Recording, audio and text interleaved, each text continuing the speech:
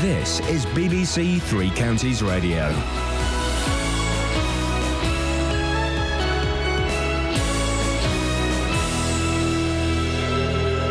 It's 6 o'clock. I'm Simon Oxley. The headlines: cost revealed of policing EDL protest in Luton, arson attack at former Buckingham football ground, and Bedford councillor found guilty of assault. BBC Three Counties Radio. A protest by the English Defence League in Luton, which attracted only a handful of people, cost Bedfordshire more than £20,000 to police. The event on New Year's Eve involved 104 officers, most of them drafted in from neighbouring forces. More from Carol Abercrombie. The far-right group planned the protest in response to an Islamic conference taking place in Luton.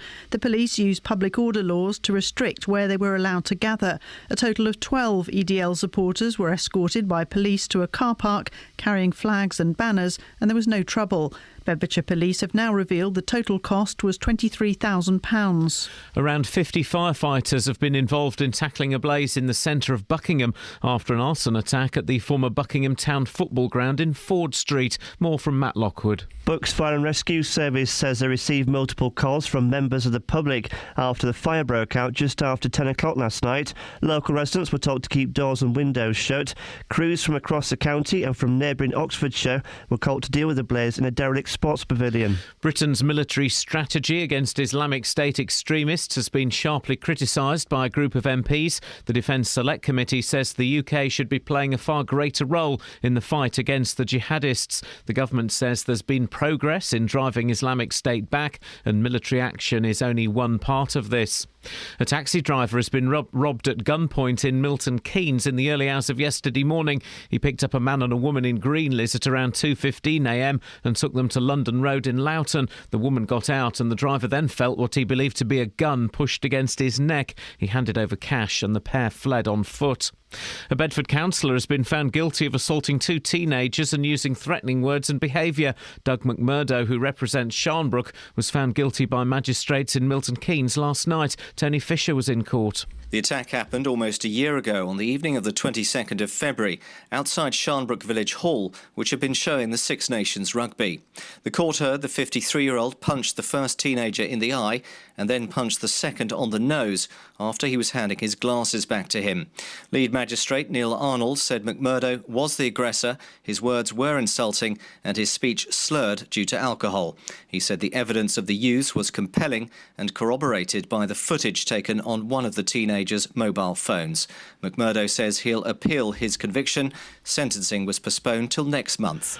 A campaign is being launched today urging people to make sure they're registered to vote ahead of the general election. Every Facebook user will get a reminder from the Electoral Commission to mark what's been dubbed National Voter Registration Day. It's estimated more than 7 million people are missing from the electoral roll. In sport, 2 goals in the last 5 minutes gave Liverpool a 2-1 win at 10-man Bolton in last night's FA Cup fourth round replay. Liverpool will travel to Crystal Palace in the next round. The weather, cold with outbreaks of rain and sleet continuing. Skies will clear later, a maximum temperature 5 degrees Celsius. And you can get the latest news and sport online at bbc.co.uk/3 counties.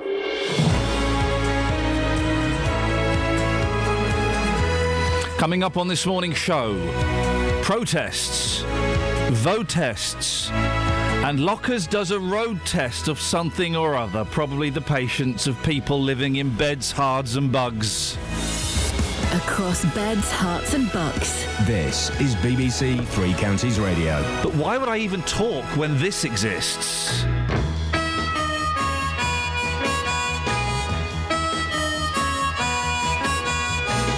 Last night I said these words to my girl.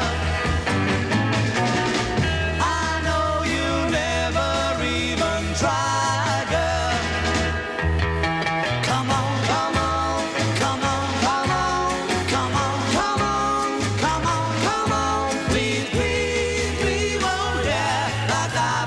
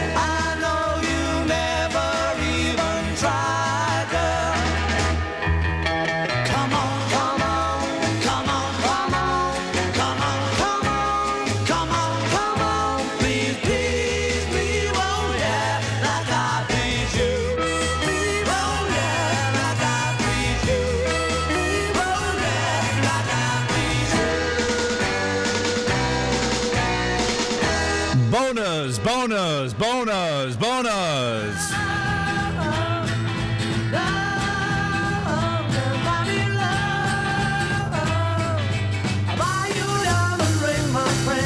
That makes you feel alright. I'll get you anything, my friend, if it makes you feel alright. 'Cause I don't care too much for money, but money can buy me love. I'll give you all I've got to give if you say you love me too. I may not have a lot to give, but what I got I'll give to you. I don't care too much for money, but money can buy me love.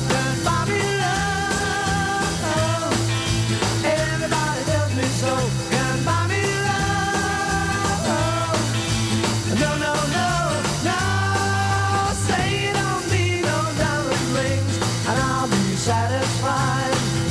Tell me that you want the kind of things the money just can't buy. I don't care too much for money. Money can buy me love.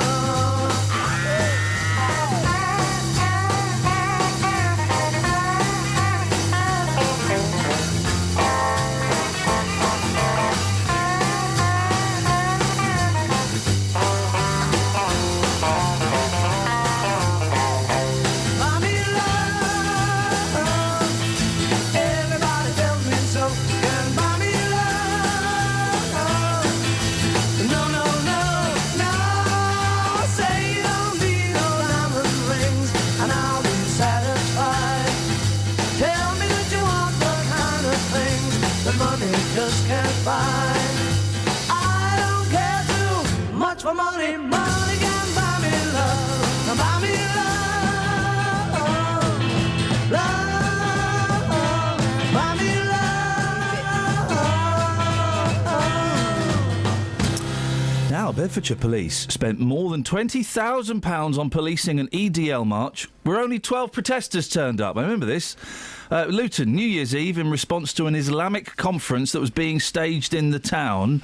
Catherine, you got more on this. The figures, what do the figures show from our Freedom of Information request? Well, we asked them what the extra cost of that day was compared to an average day of policing in Luton, and we were told that the projected extra costs were £23,111. Now, we also asked what the cost of policing overtime for that day was, and we were told it was £3,231. So 104 police officers were listed as working on that operation, as well as 5 specials. And remind us about the march. Well, how could we forget? We had a conversation with a police officer about that one that I think will stick in our minds. Yeah, he got a cob on, didn't he? Well, there was quite a big build-up. Now, the police were saying that it was all in hand, that they didn't know how many people were coming, but people had nothing to fear. Do you remember we spoke to a couple of shopkeepers who said that they were not going to take the risk and open, and he was quite annoyed at that. And can I just... whenever there's an EDL march, I never want to cover it on the show, and I'm always hit down by people higher up than me. I never want to cover an EDL march because I don't think it's newsworthy, and I don't want to give them the oxygen of publicity. But still, the thing is that the rumour goes round. If people hear the words EDL, and the shopkeepers made a decision that he didn't think was necessary, but, they were frightened. Okay. So they didn't know how many EDL protesters would turn up, and they told us that, but they had to ensure public safety. Now, when they were contacted by the group, they were sufficiently concerned about potential disruption to local people that they used a section of the Public Order Act to stipulate where the EDL would be allowed to gather. I think there was also some concern about a counter-protest as well and keeping those two parties apart. Now, that was in a car park in Crawley Road at the junction with Telford Way, and that's some distance from the Islamic conference which was taking place, and that was taking place at Venue Central in Leagrave Road. And the march, well, there were only 12 people. I can't imagine they got up to much mischief. No, and as the police said, it passed peacefully, very peacefully, a lot more peacefully than people would imagine. As you say, total of 12 people who were escorted by a lot of police to the car park carrying flags and banners. No trouble at all. Now, Luton Borough Council told us that the police used proportionate deployment of resources based on intelligence to minimise disruption to the public. Well, the muff up here, I would imagine, would be the intelligence. It works out, what, £2,000, just under £2,000 per protester. It seems a lot of money, but I don't think you can criticise the police for it. They were prepared. And the people who knew about it that we spoke to would have appreciated seeing a police presence there. The guy that didn't want to open his shop. The Taxpayers Alliance normally come out and Yabu sucks with this kind of thing. What did they say about this? Well, normally the Taxpayers Alliance are the first ones to say, they shouldn't have spent so much money, and that's their job. But they actually told us that Bedfordshire Police were absolutely right to spend this amount of money. It said the police force had to prepare for trouble, and it costs money, and they said it was a good example of the use of taxpayers' money for spending. I think it is. They thought there were... which station am I at? Yeah, I can have an opinion here. They expected there to be trouble, so they spent a few quid. They suspected there might be. Yeah. But it was more about reassuring the public, wasn't it? I think you can't complain about this, I don't think. But yeah, and I don't mind doing this because this is an interesting story, but whenever there's an EDL march expected in Luton on Saturday, I never want to do it. I'm always shouted down. Well, we don't tend to publicise events like that before they happen because it could be seen as advertising it to people who wouldn't ordinarily be involved. I think they're so un-newsworthy, these people, that I don't want to give them any publicity at all. I don't know, you can give us a call on that. Your thoughts on that, please. 08459 455 555. You got a thing about you. I just can't live without you. I really want you, Eleanor, near me. Your looks intoxicate me. Even though your folks hate me, there's no one like you, Eleanor, really. Eleanor G, I think you're swell, and you really do me well. You're my pride and joy, etc. Eleanor, can I take the time to ask you to speak your mind? Tell me that you love me better. I really think you're groovy. Let's go out to a movie. What do you see now, Eleanor? Can we? Filter the lights with down low. Maybe we won't watch the show. I think I love you, Eleanor. Love me. Eleanor G, I think you're swell, and you really do me well. You're my pride and joy, etc. Eleanor, can I take the time to ask you to speak your mind? Tell me that you love me better. Eleanor G, I think you're swell. Eleanor G, I think you're swell.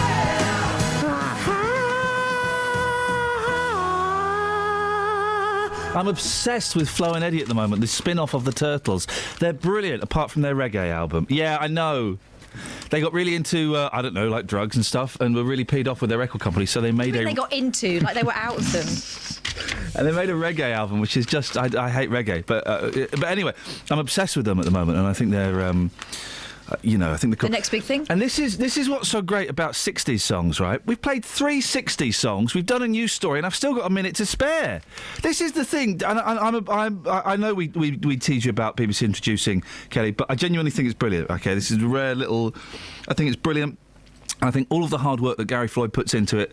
No, I genuinely think it's brilliant. Okay, that we support unsigned bands, and with the BBC as well doing it, which is amazing. I can imagine how exciting it is for them. My one criticism. Cut the songs down, guys. Too long. Songs are too long, guys. Too long. They start to enjoy themselves, don't they? Too long, guys. Too long. No, too long. Listen, when you're the Beatles and you've been going for 7 years, then you can do a 7-minute song, okay? Until then, 2.5 minutes, guys. Boom. That's it. Keep it nice and short. And then I might play it twice. I wouldn't play it twice, but I just, that's my tip. You would play it and not moan about it. Yeah, exactly. And I'd play all of it. Yeah. Hey, we've got one coming up today, haven't we? Oh yeah. How long is it? Oh, do you know what? It's about 4 minutes. Well, there we go. Soz. Flippin' heck. Travel news for beds, cards, and bugs. BBC Three Counties Radio. On the A421 Standing Way in Milton Keynes, it's not looking too bad on the speed sensors, but there are the roadworks on the Kingston roundabout, so expect delays later on as it starts to get busier. Also on the A413 in Whitchurch, there's some temporary lights at Oving Road, so that could cause some delays later on, but it's all looking fine at the moment, looking at the speed sensors. Looking at the motorways on the cameras, and the M1's looking fine around junction 10, and no queues building up at the moment on the M25, and no reports of any problems on the trains either. Samantha Bruff, BBC Three Counties Radio. Thank you very much, Samantha. 6:15. It's Thursday, the 5th of February. I'm Iain Lee. And these are your heads on BBC Three Counties Radio. A protest by the EDL in Luton, which attracted only a handful of people on New Year's Eve, cost Bedfordshire Police more than £20,000. 50 firefighters have tackled a blaze in Buckingham overnight after an arson attack at the former Buckingham Town football ground in Ford Street. And Britain's military strategy against Islamic State extremists has been sharply criticised by a group of MPs. BBC Three Counties Radio. Top guy.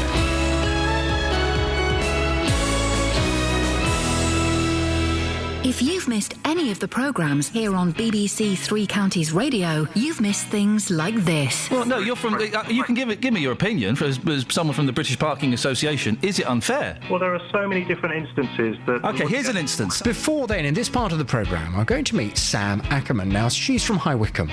And at her heaviest, she weighed 21 stone. Yeah, I think I had everyone around me just love me enough to accept where I was. But there is a way you can hear it all again. And I used to have to put up with the house band who couldn't read my music very well and doing a lot of songs I didn't particularly want to sing anyway. But the question is, Elkie Brooks, do you still do bar mitzvahs? bbc.co.uk/Three Counties Radio. Now, if you want to stay married or keep your relationship alive, should you avoid Facebook? Allowing you to listen to what you missed. bbc.co.uk/Three Counties Radio.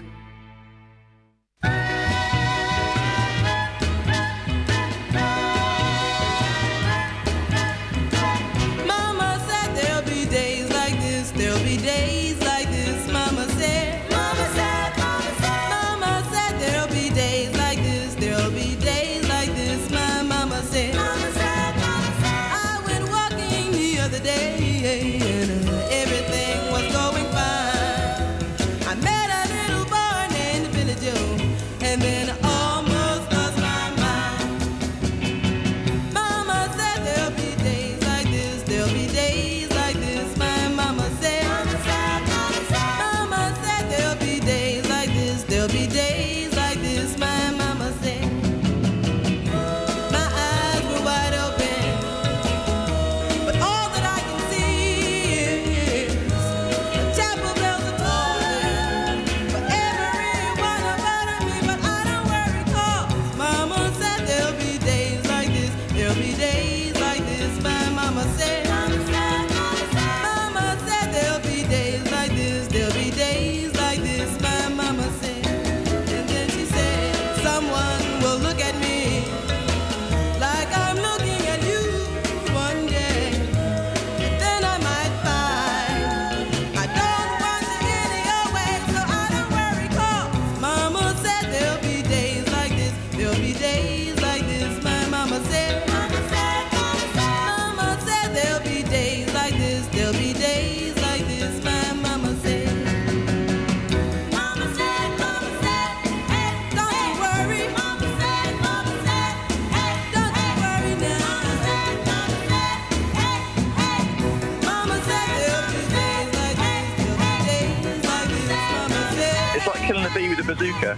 Mama said there'll be days like this. Of course, the best pop songs, and Scott has reminded me of this, and this is spot on. I'm trying to remember. There's a Jan and Dean song that's got the most ridiculously long title.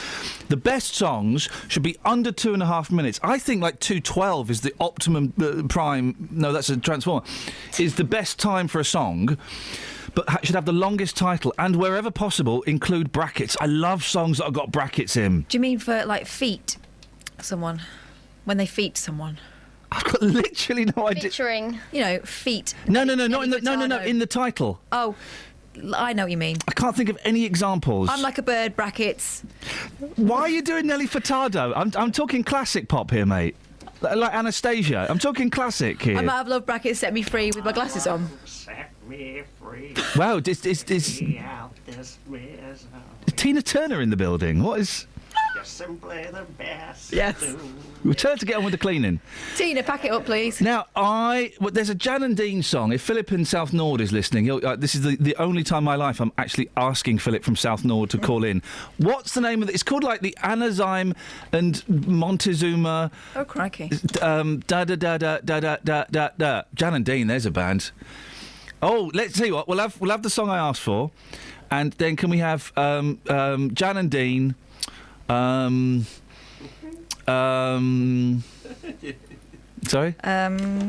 Either Surf City or Dead Man's Curve. The choice is yours. I'm on Surf City now. Do you want me to get it? That's Surf City. That's a cracking record. 2 minutes 26. Beautiful. Those guys know how to do it. The only surfing song to go to number one. Anyway... in the States. 08459 455 555 is the phone number. Let's get the longest song titles, and those song titles that have got brackets, please, and also song titles where they don't even bother with the G at the end of the words. They put a little apostrophe. Going south. I'm not going south. I'm going south. Sitting on the dock of the bay. Yeah! Going loco, brackets, down in Acapulco. Boom! You got it, Catherine, at last. We speak the same language. Call 08459 455 555. BBC Three Counties Radio. Here we go. Campaigners are aiming to sign up 250,000 young voters today in a bid to boost the electoral register. And the way they're doing it, well, it may surprise you. At the University of East Anglia, students will be encouraged to sign up in exchange for a selfie with a goat. Goats for votes. Well, Alex Stevenson is the Hertfordshire-based parliamentary editor at politics.co.uk. Am I the only one, Alex, thinking this sounds like absolute nonsense and these people shouldn't be allowed the vote? Well, goats do not form a particularly prominent part in British politics in everyday life. I haven't really come across any goats in my years as a parliamentary journalist, although I guess some MPs could definitely be compared to goats in some respects, but we won't go there. This is pretty unusual. Oh, you've made me laugh, Alex. Thank you. Hopefully this might get one or two students who would otherwise not care less heading down and maybe registering to vote. That might be a good thing. If it gets them in the ballot box on the actual election, that would be great. But, I mean, just because they're registering to vote doesn't mean they're actually going to go and do it, does they? Do they? Does it? Well, fundamentally, the problem that the government has with students is that they don't seem to have factored in is that students are very lazy people. The reason that there's this whole problem is because the switch to this new kind of voting registration, before the university would do it for the students, they would just do it in a big block and it would just be done. But now, students, like everyone else, have to do it themselves. And the problem is that students... for some reason, are not bothering to do this just yet, and so they have to be persuaded. And if that means getting goats involved, then so be it. Well, it surprises me because saying that, I don't know if I did vote when I was at university, but I remember kind of being more... or being with people who are more politically aware and politically active as a student at university than in kind of my late 20s and 30s. Yeah, that's true, actually. When I was at university, I couldn't have cared less at university about this sort of thing, but then all of a sudden, these guys who were really, really into it, I mean, they were really extreme. So you probably get both extremes, don't you? People who are not that bothered and people who actually decide that, oh, yeah, this is me, this is who I want to be. And you see those guys at the party conferences, these very young people, and of course that's very, very good and well done on them for getting involved. A little bit sad, though, the extremes they go to sometimes. It is a little bit geeky. You know, they're trying really, really hard. On the one hand, it might make them look like a loser. On the other hand, maybe one day they'll end up running the country. Well, yeah, no, and I've been to conferences, and boy, some of those young Tories and young Labours and young Lib Dems, he said, covering all bases, they are very special indeed, very special people indeed. Is it part of this election is being argued around tuition fees, with Labour saying they're going to cut tuition fees by £3,000. Is that the way to get students involved, by talking about issues that directly affect them? By bribing them? Well, that sounds excellent. Yes. Think, you know, so in general, the best way to get the electorate involved is, of course, to offer them things that they like the sound of. The only slight problem with that, of course, is that after the Liberal Democrats broke their promise on tuition fees, students could quite reasonably decide that they don't trust any of them at all. Yeah. Alex, listen, it's really good to talk to you at this ridiculous time in the morning. We'll get you back if you're happy with that, because you made me chuckle about something that could have been a little bit dry.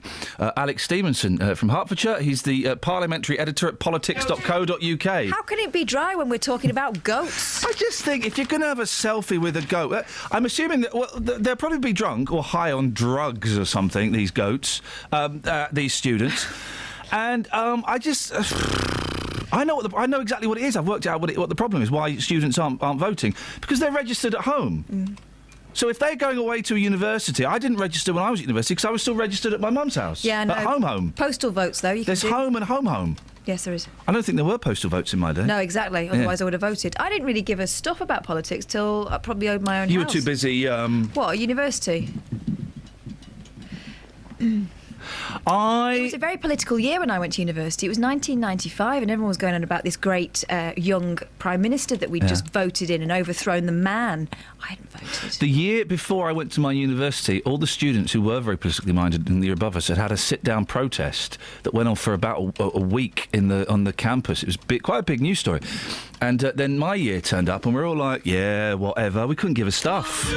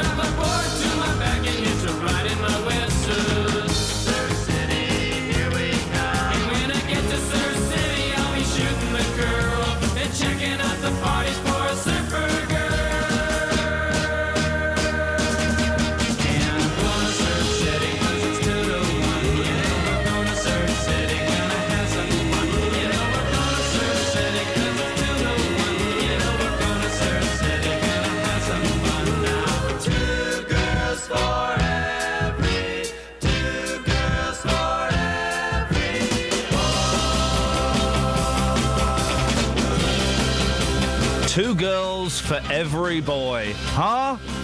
That would just intimidate the hell out of me. Travel news for beds, cards and bugs. BBC Three Counties Radio.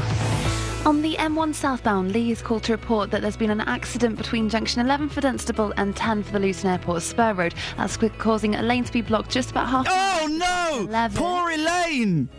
Not again! Luton, the North Circular Road has a lane blocked between she's Luton ignorant. Interchange and the Iron Bridge, and that's causing delays from the M1 at the Staples Corner flyover, adding to the normal rush hour queues. And in Hertford on Ware Road, there's roadworks at Rowley's Road, so that could cause some delays later on.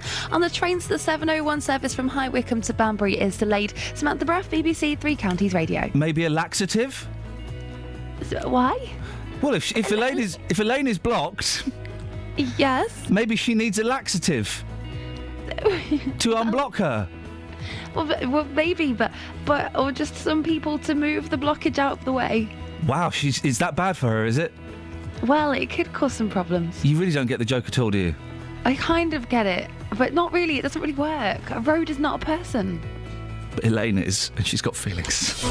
Across beds, hearts and bugs. This is BBC Three Counties Radio.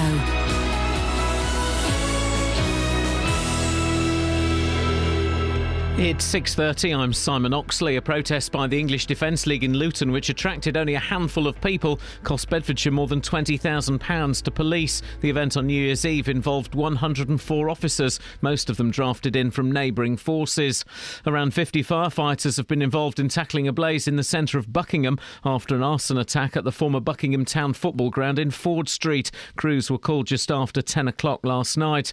And Britain's military strategy against Islamic State extremists has been sharply criticised by a group of MPs. The Defence Select Committee says the UK should be playing a far greater role in the fight against the jihadists.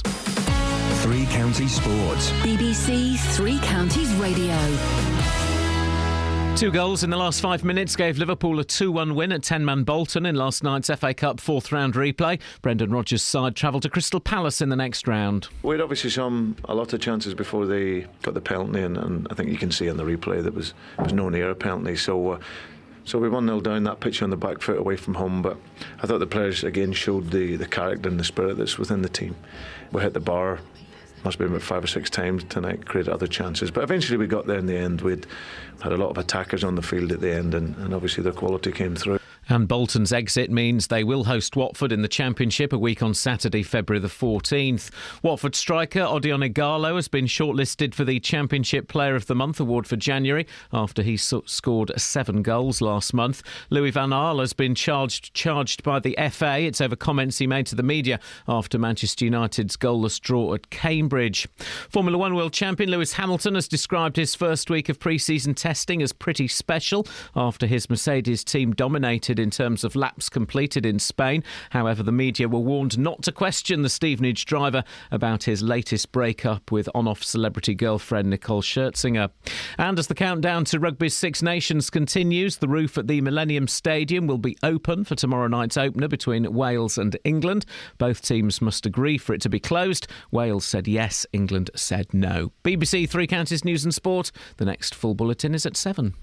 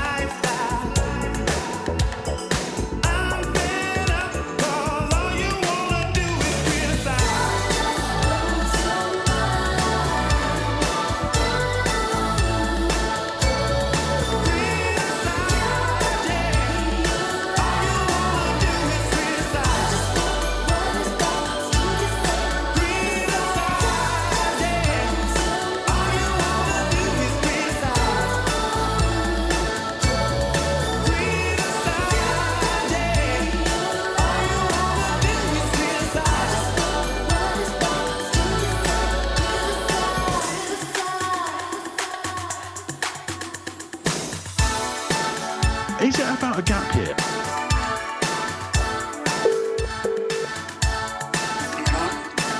Hello, is that Mr. Woods? Yes. Hello, Mr. Woods. Good morning.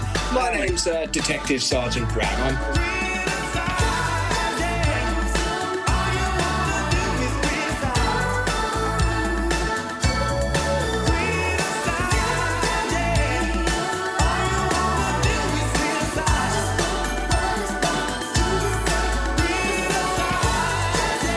Okay, so long song titles with brackets. Buzzcocks, ever fallen in love, brackets, with someone you shouldn't have fallen in love with? Kyle says San Francisco. If you go to San Francisco, brackets, be sure to wear some flowers in your hair. Yeah, good tip. That's a terrible record. Who wrote that song? Howard Kaylan. No, John Phillips. Oh, the right. Papa. Stranglers, bracket. Oh, this is good. Stranglers. Thank you, Stephen. Brackets. Get a close brackets. Grip. Brackets on yourself. Close brackets. So take the brackets out. What does it read? Get a grip on yourself. What are they talking about? Well, I don't know, stranglers or anything. Anthony says, I would do anything for love, brackets, but I won't do that. The thing about the bracket is nearly all song titles with brackets would work without the brackets. Yeah, I know. That's the point of brackets. What is the point of the brackets and the Kinks? Brackets A, brackets, face in the crowd. Well, I think it's called a... what's it called? Sub clause? There we go, that'll do it. Are there any record shops in Milton Keynes, by the way? Matt will know. Matt? Yeah, go all there, yeah. OK. Excellent. That's where I'm going this afternoon, then. I'm going to go to Milton Keynes and go... What was the name of that shop again, Matt? Yeah. OK, thank you very much indeed. What have we got in the papers, Kath? All kinds of stuff. Aye. Poor old Clark Carlisle on the front page of The Sun talking about the reasons behind his accident. He leapt in front of a lorry hoping to die, says the front page of The Sun. Well. Poor lad. I really like Clark Carlisle. Now, I'd not heard of him until this, and I know he's a local hero. He's famous. He's like more than locally famous, is he? Yeah, but I had a soft spot for Clark Carlisle way before this. Remember, whenever we talk about football, if we talk about racism in football, yeah. he's a real advocate for a level playing field in terms of... Well, you have to in football, otherwise it's not sometimes, fair. Yeah, sometimes you can't Literally. play it. But, also he's spoken about his mental health battles in the past and stuff, and he's a very eloquent man, and kind of a rare thing in football, someone who's obviously got a brain and knows how to use it. It's such a shame that it's come to this with him. Speaking of people who've got brains and know how to use them, that does not describe vapists. My nemesis, the e-cigarette smokers. I went to a family party a couple of months ago, and they were all sitting around the table sucking on these things. And I bet they thought they were so clever, because I haven't smoked a cigarette in 3 months. They think they've stopped smoking. Well, I'm just sitting back, because whenever I slag off vapists and e-cigarettes... Now, you know these e-cigarettes, don't you? Well, what I object to is in Watford now, they've opened up a vapist shop. So it's like a bar type thing. Okay. You go and you try your different things and sit back and chill out. OK, well, that's great news. And smoke you. They're very, very aggressive people. The amount of abuse I get on Twitter... The ones that are on Twitter and contact you are aggressive. They're always so rude. And I'm just biding my time now, because they're all going, oh, it's much safer than normal cigarettes. Oh, is it? E-cigarettes produce harmful chemicals and may not be a safe alternative to smoking tobacco, scientists warned yesterday. Experiments on mice showed they suffered mild lung damage and became susceptible to infections. Now, the words that's important here, e-cigarettes produce harmful chemicals and may not be a safe alternative. I'm just biding my time till those figures and those stats come out, vapists, and then we're doing a whole 3-hour special, and you can all phone up and apologise to me. I'll unblock all of you on Twitter, all 372 of you on Twitter, and you can apologise to me online. But regardless of, you can't disregard the Ev there, but regardless of that, your beef has been that it normalises addiction, and actually what you get is people who are addicted for longer because it might not kill them. Normalises smoking to my kids, which I don't like. Phil's on the line. Morning, Phil. Good morning, Ian. What you got for us, boss?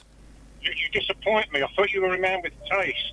I know you love Paul McCartney, which I do. Yeah. But Scott McKenzie's, if you're going to San Francisco wearing your flowers. Oh, it's blimmin' awful.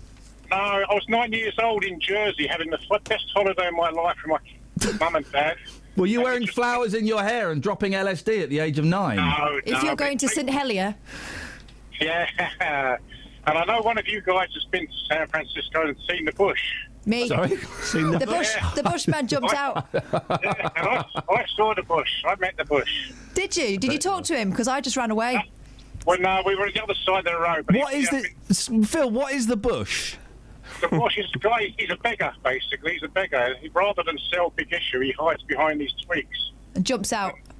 And he jumps out and he's down by the Fisherman's Wharf. Yeah. I don't know if that's where I saw him. Yeah, he was there. I mean, it is quite incongruous because he's in the middle of the pavement, but you do wonder what this heap of twigs is doing, and then out he pops. The thing is, though, Phil, I can't take anything Phil says seriously when he thinks that this is a good song.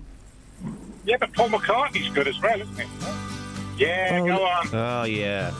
Let it go. If you're going to San Francisco. Join in, Phil. That's brilliant. Be sure to wear some flowers in your hair and hang out with all the dirty hippies. It's just an awful, tedious song, Phil. I'm afraid I have to let you go. You've got your banned for listening for the rest of the week. But well done for corroborating my bushman experience. The thing is, San Francisco, 1966-67, it was full of, you know, it was full of... Still is. Well, yeah, but not this turgid San Francisco. They were too tired to do anything more upbeat. Be sure to wear some flowers in your hair. All right, hippies. You go off and take some acid, and you go and have your love-in the park. I'm going to go and do some work. There's too many hills in San Francisco. Too many hills. There are a lot of hills, yeah. It's too hilly. Got any other stories? Yeah, loads. I've got like 4 papers here. Do you want me to read them? Yeah. Oh, out loud. Yeah, there was a story. There was a story we saw. A cheeky driver clocked travelling at almost 100 miles per hour. Told cops he was late. Told who? Cops. Okay, he that's was close, isn't probably it? the California Highway Police. Chips. Eric Estrada. I had a big thing about Eric Estrada. Officer Poncherello, yeah. Of course you did. Swarthy. Very swarthy. What was he? Was he Mexican? Yeah. Okay. I think so. But Eric Estrada. Isn't it an Italian name? No, well, he would be Hispanic. Well, Estrada is, yeah. Yeah. He's got a son called Eric Estrada, and he's bracket son of Eric Estrada in the papers. Eric Estrada's got a boy called Eric Estrada. Yeah. Is he Eric Estrada Jr.? Eric Estrada, bracket son of Eric Estrada. That's not his name. Yeah. Okay. Anyway, he was 100 miles per hour. What did he tell the cops? What did he tell Poncherello and the other fella? That he was onto a speed awareness course? Yes. There we go. The man in his 50s was in a Nissan Pathfinder when he was stopped on the M6 toll between Lichfield and Burntwood, Staffordshire. Well, everyone knows the M6 toll is where rich people pay to speed, isn't it? I don't. Is that what the rule is? That's what the rule is. Is it? Oh. In my car. A police spokesman... No, I would never do that. A police spokesman confirmed the motorist had made the excuse he was trying to get to the course when he was late and pulled in. He was from Sale, Greater Manchester. Of course he was. He was issued with a summons on the spot. Speed awareness courses are offered as an alternative for a fine and points. They shouldn't be. Sorry? They shouldn't be. What? Speed awareness courses. I'm up to 9 points now. My husband's done a few speed awareness courses. Surely that defeats the object. Yeah, totally. I tell you what, listen, we'll come back for some more chitty chat in a minute. We'll talk about dog poo, Superman, and Satan. But before that, I really need to find out what on earth is going on with Elaine. Travel news for beds, cards, and bugs. BBC Three Counties Radio.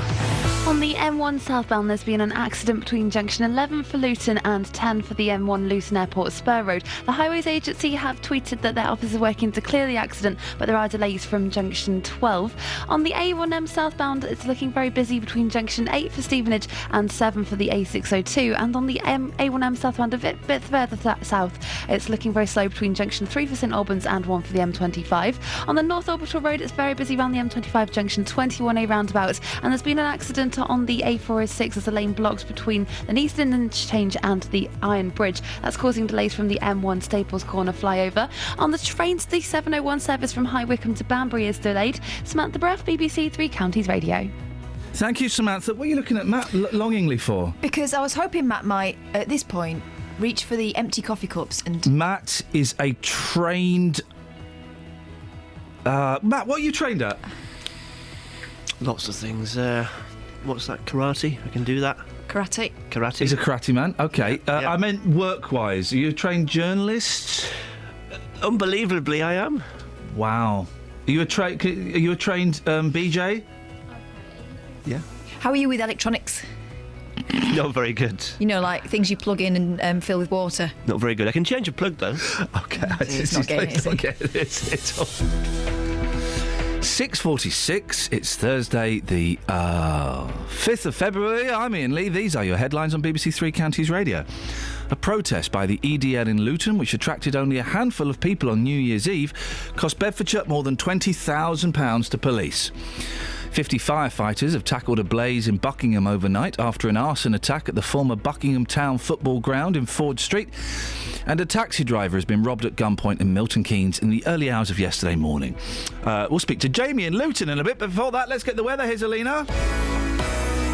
Beds, Herts and Bucks weather. BBC Three Counties Radio. We're on snow watch this morning, Ian, as a band of precipitation pushing its way down from the northeast, which is a mix of rain, sleet, but for many, some snow, giving a covering in places. Probably going to be around for an hour or so before it clears away southwestwards. And then behind it, quite a bit of cloud, but eventually some sunny spells coming through, but also further showers on and off through the afternoon. And as cold air starts to tuck in, these showers where we do see them, and they will be a bit hit and miss and few and far between, but they could well bring some snow flurries through this afternoon. Quite a cold northeasterly breeze, making highs of 4 or 5 Celsius seem colder than that. Cold tonight, clearer skies, 1 or 2 snow flurries around, but also the risk of ice on untreated surfaces. We still have a yellow warning from the Met Office for ice and also for snow. Temperature tonight down to -2. For tomorrow, much different day, bright, dry, good spells of sunshine, but a very strong northeasterly wind developing, bringing some very cold air from off the near continent. So tomorrow, highs of 4 or 5 Celsius will feel like sub-zero in the wind chill. For the weekend, it's less cold, but often cloudy. Can't rule out 1 or 2 showers on Saturday. BBC Introducing. BBC Introducing will play any style of music going. We want to hear everything that is made. We've got BBC Introducing here. You sell BBC Introducing to us, Kelly Betts. Hi, BBC Introducing. But remember that Gary Barlow and the Beatles were once unknown. Yeah. Away you go. BBC Introducing is a show... Oh, Echo, thanks. Hang on, let's do some production values. Hang on a second. Okay. We'll be with you in a second. Be with you in a second, Jamie. OK, mate. We're just going to... Kelly's just going to sell BBC Introducing, and we're going to do some production values. Hang on a second. Good. Hang on a second. Right, here we go. BBC Introducing is a show dedicated to the unsigned musicians and bands and upcoming musicians and bands of the Three Counties, Beds, Herts and Bucks. We have a show every Saturday evening from 8 p.m. where we play all of the music made right here where you live. And don't forget, of course, that the Beatles and Gary Barlow were once unknown. They were. There we go. That's good. We're done. Thanks. Jamie! Morning. We're going to play a BBC Introducing act after this very, very phone call, sir. So what have you got for us? Vaporous. Yes? We went to the darts on Sunday, and basically in the 4 hours we were there, yes, this lady only took it out of her mouth to have a drink. That was it. Are we talking about the vape cigarette? Yeah. OK, good. That's a relief. Do you need to get that? No. OK. Are you sure? They can wait. What? It's a little bit irritating. Hang on. He's going to put the phone down on them. There you go. How's that? Go on then. Yeah. Oh. They've gone. He's good.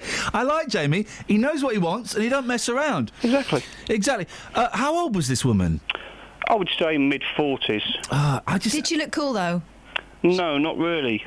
Because you can imagine how many she must have smoked if that in that amount of time, in 4 hours, she's only took it out, I would say, for around about 15, 20 minutes. See, there's something in that. I wonder whether the finite period that it takes to smoke a cigarette is actually a little marker for people and they realise... It's like having a box of wine. Yeah. You know you don't you've had... realise how much you've drunk. You know you've had... Once you start, you can't stop. Yeah. You know you've had 15 smokes. You don't know how many vapes you've had. No. Were you playing darts, Jamie? No. I was watching the... it was at the MK Dons. Oh, yeah. Any good? It was brilliant. Yeah. Can you play darts? Yeah, I can do, yeah. I can play darts, right? I'm rubbish. I can play it and I enjoy it. How do you do the doubles? I can't do the doubles I'm to finish brilliant off. at darts. I have to drink a certain amount. Right. And then after a certain amount, I get rubbish again. But I'm the same with pool. I'm excellent at pool at a certain level of drunkenness. There's a challenge there, Iain. There is. Take her on. I will take her on, Jamie. Paul, thank you very much indeed. He was good, wasn't he? I like that. I can wait. Nah, not bothered. You can't. That's his business as well. Or is it somebody else's? Thank you, Jamie. I look forward to speaking to you again. Right, who have we got BBC introducing this week, Kels? This week it's Maisie Berry. She's from Cheshunt. She's, I think she's about 21. She's done a lot of travelling and now she's back and she's writing music. And here it is. It's called Dry Your Eyes. That's not it. That's Coldplay. Oh. We were once unsigned.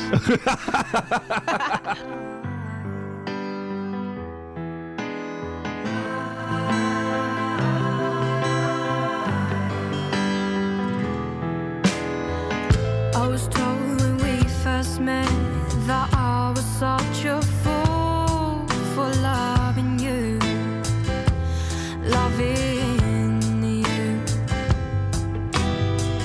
Then I see you standing there with that grin on your face, the tube and ice state of your bones.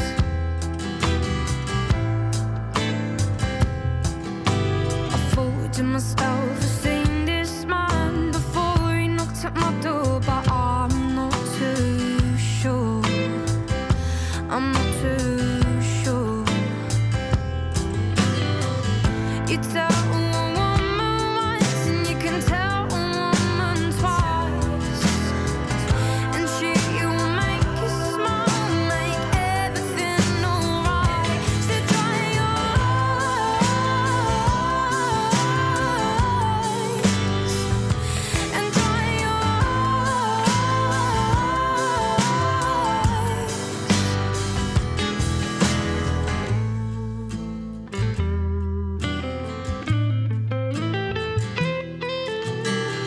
She gave me a gun one day and said, just like your head maze, always stay red. That's what she said. But you can't fool a fool, you can't school a schooler, and I'm out of order. Please come again another day. Is that okay? You're gonna make me stay.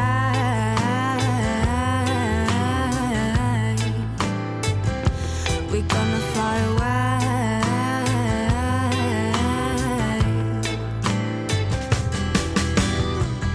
You tell a woman once and you can tell a woman twice, and she will make you smile, make everything alright. So dry your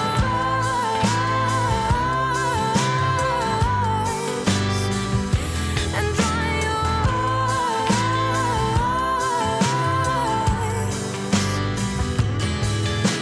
You knew when we met I went falling around, holding your breath, now you're stuck in the crowd. And now I'm back and I'm coming back hard to get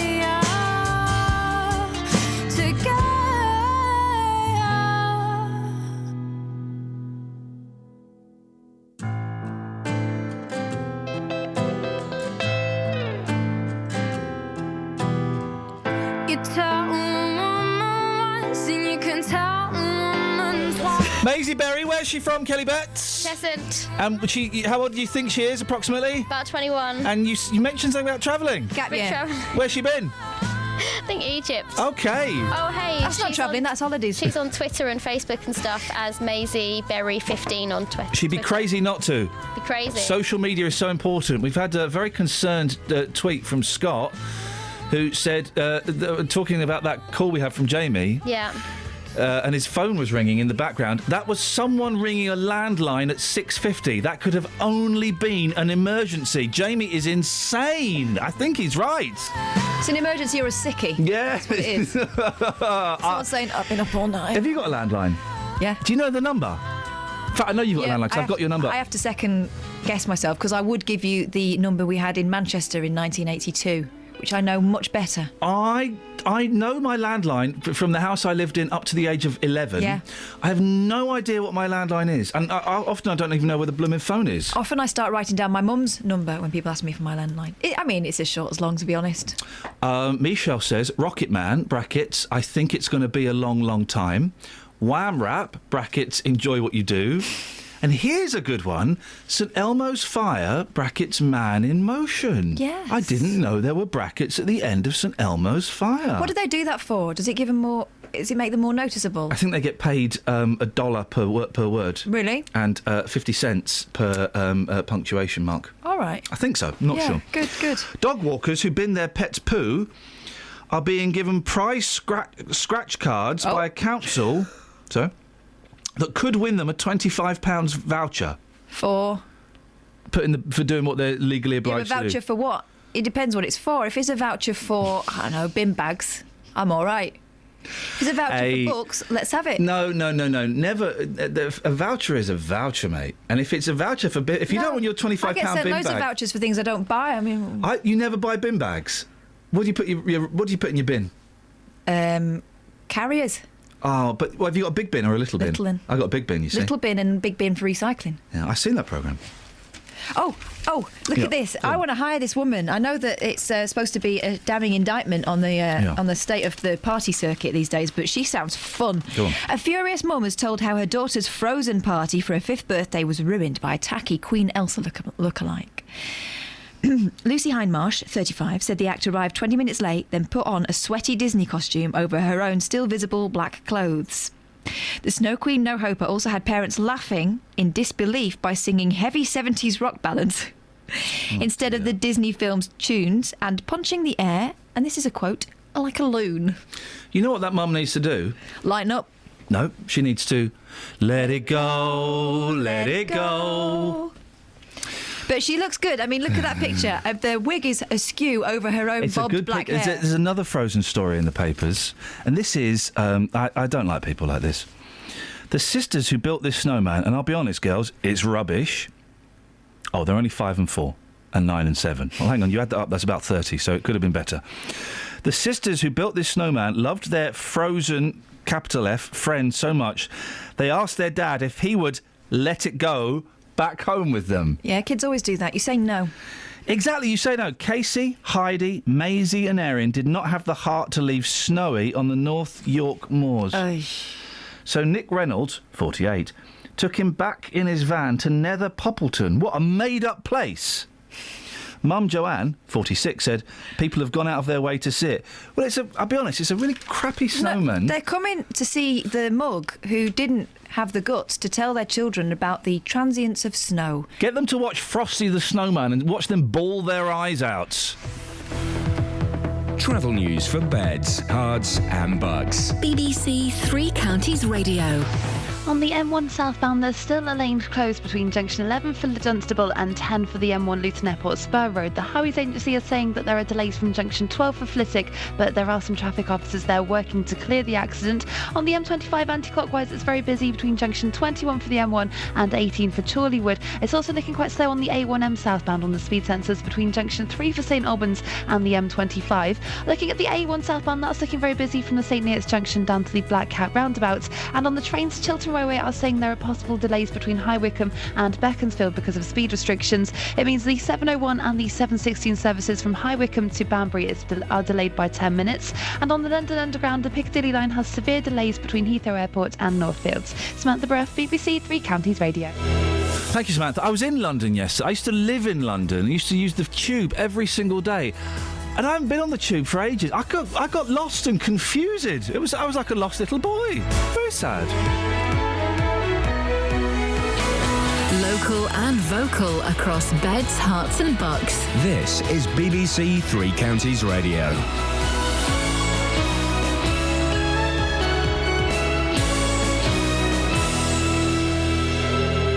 It's 7 o'clock. I'm Simon Oxley. The headlines: cost revealed to police EDL protest in Luton, arson attack at Buckingham Football Ground, and Bedford councillor found guilty of assault. BBC Three Counties Radio. A protest by the English Defence League in Luton, which attracted only a handful of people, cost Bedfordshire more than £20,000 to police. The event on New Year's Eve involved 104 officers, most of them drafted in from neighbouring forces. More from Carol Abercrombie.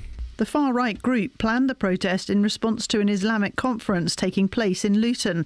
The police used public order laws to restrict where they were allowed to gather.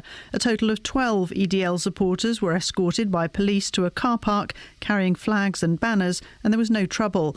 Bedfordshire Police have now revealed the total cost was £23,000. Around 50 firefighters have been involved in tackling a blaze in the centre of Buckingham after an arson attack at the former Buckingham Town Football Ground in Ford Street. More from Matt Lockwood. Bucks Fire and Rescue Service says they received multiple calls from members of the public after the fire broke out just after 10 o'clock last night. Local residents were told to keep doors and windows shut.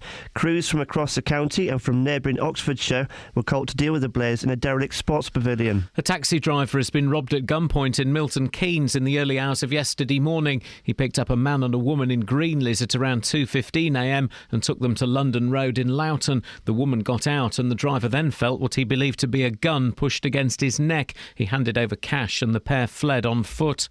A group of MPs has published a highly critical report saying the UK should be doing much more in the fight against Islamic State in Iraq and Syria. The government says the assessment by the Defence Select Committee is inaccurate. A Bedford councillor has been found guilty of assaulting 2 teenagers and using threatening words and behaviour. Doug McMurdo, who represents Sharnbrook, was found guilty by magistrates in Milton Keynes last night. Tony Fisher was in court. The attack happened almost a year ago on the evening of the 22nd of February outside Sharnbrook Village Hall, which had been showing the Six Nations rugby. The court heard the 53-year-old punched the first teenager in the eye and then punched the second on the nose after he was handing his glasses back to him. Lead magistrate Neil Arnold said McMurdo was the aggressor, his words were insulting and his speech slurred due to alcohol. He said the evidence of the use was compelling and corroborated by the footage taken on one of the teenagers' mobile phones. McMurdo says he'll appeal his conviction. Sentencing was postponed till next month. A formal investigation is to be launched into whether Tesco has treated its suppliers unfairly. It'll be carried out by the Groceries Code Adjudicator, which arbitrates between supermarkets and suppliers. Hertfordshire-based Tesco says it is already changing the way it works with suppliers and it will cooperate fully with the investigation. In sport, 2 goals in the last 5 minutes gave Liverpool a 2-1 win at 10-man Bolton in last night's FA Cup 4th round replay. Liverpool will travel to Crystal Palace in the next round. The weather: cold with outbreaks of rain and sleet continuing. Skies will clear later. A maximum temperature 5 degrees Celsius. And you can get the latest news and sport online at bbc.co.uk/3 counties.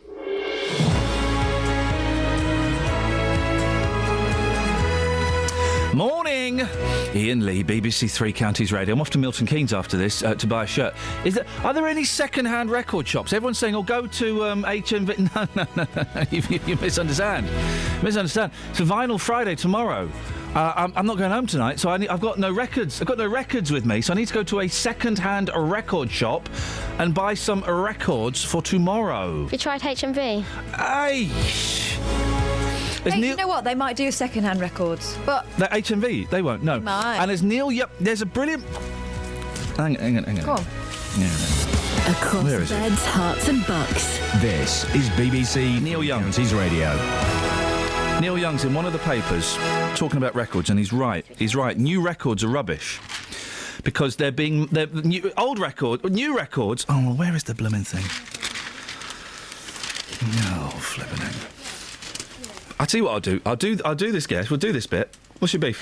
I've just seen this. This is great. Elliot from Bath has got the right idea. Morning, Tracks with Brax. There we go. Let Me Love You, brackets, Until You Learn to Love Yourself by Neo. Thanks, Elliot of Bath. And that's actually Elliot of Bath, not Dave of Luton. I like that. So Tracks with Brax. 08459 455. Sorry, I didn't mean to interrupt you, just made me smile and you noticed it.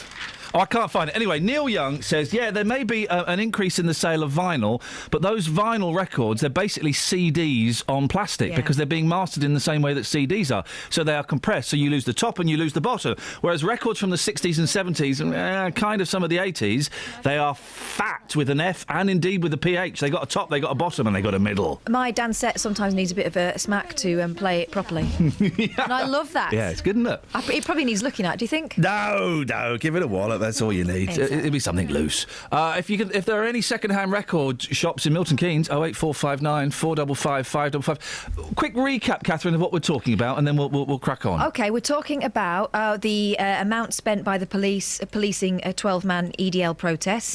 Yep. Justified, we reckon, because they didn't know how many people were turning up. Yep. 20 past talkie time, we did...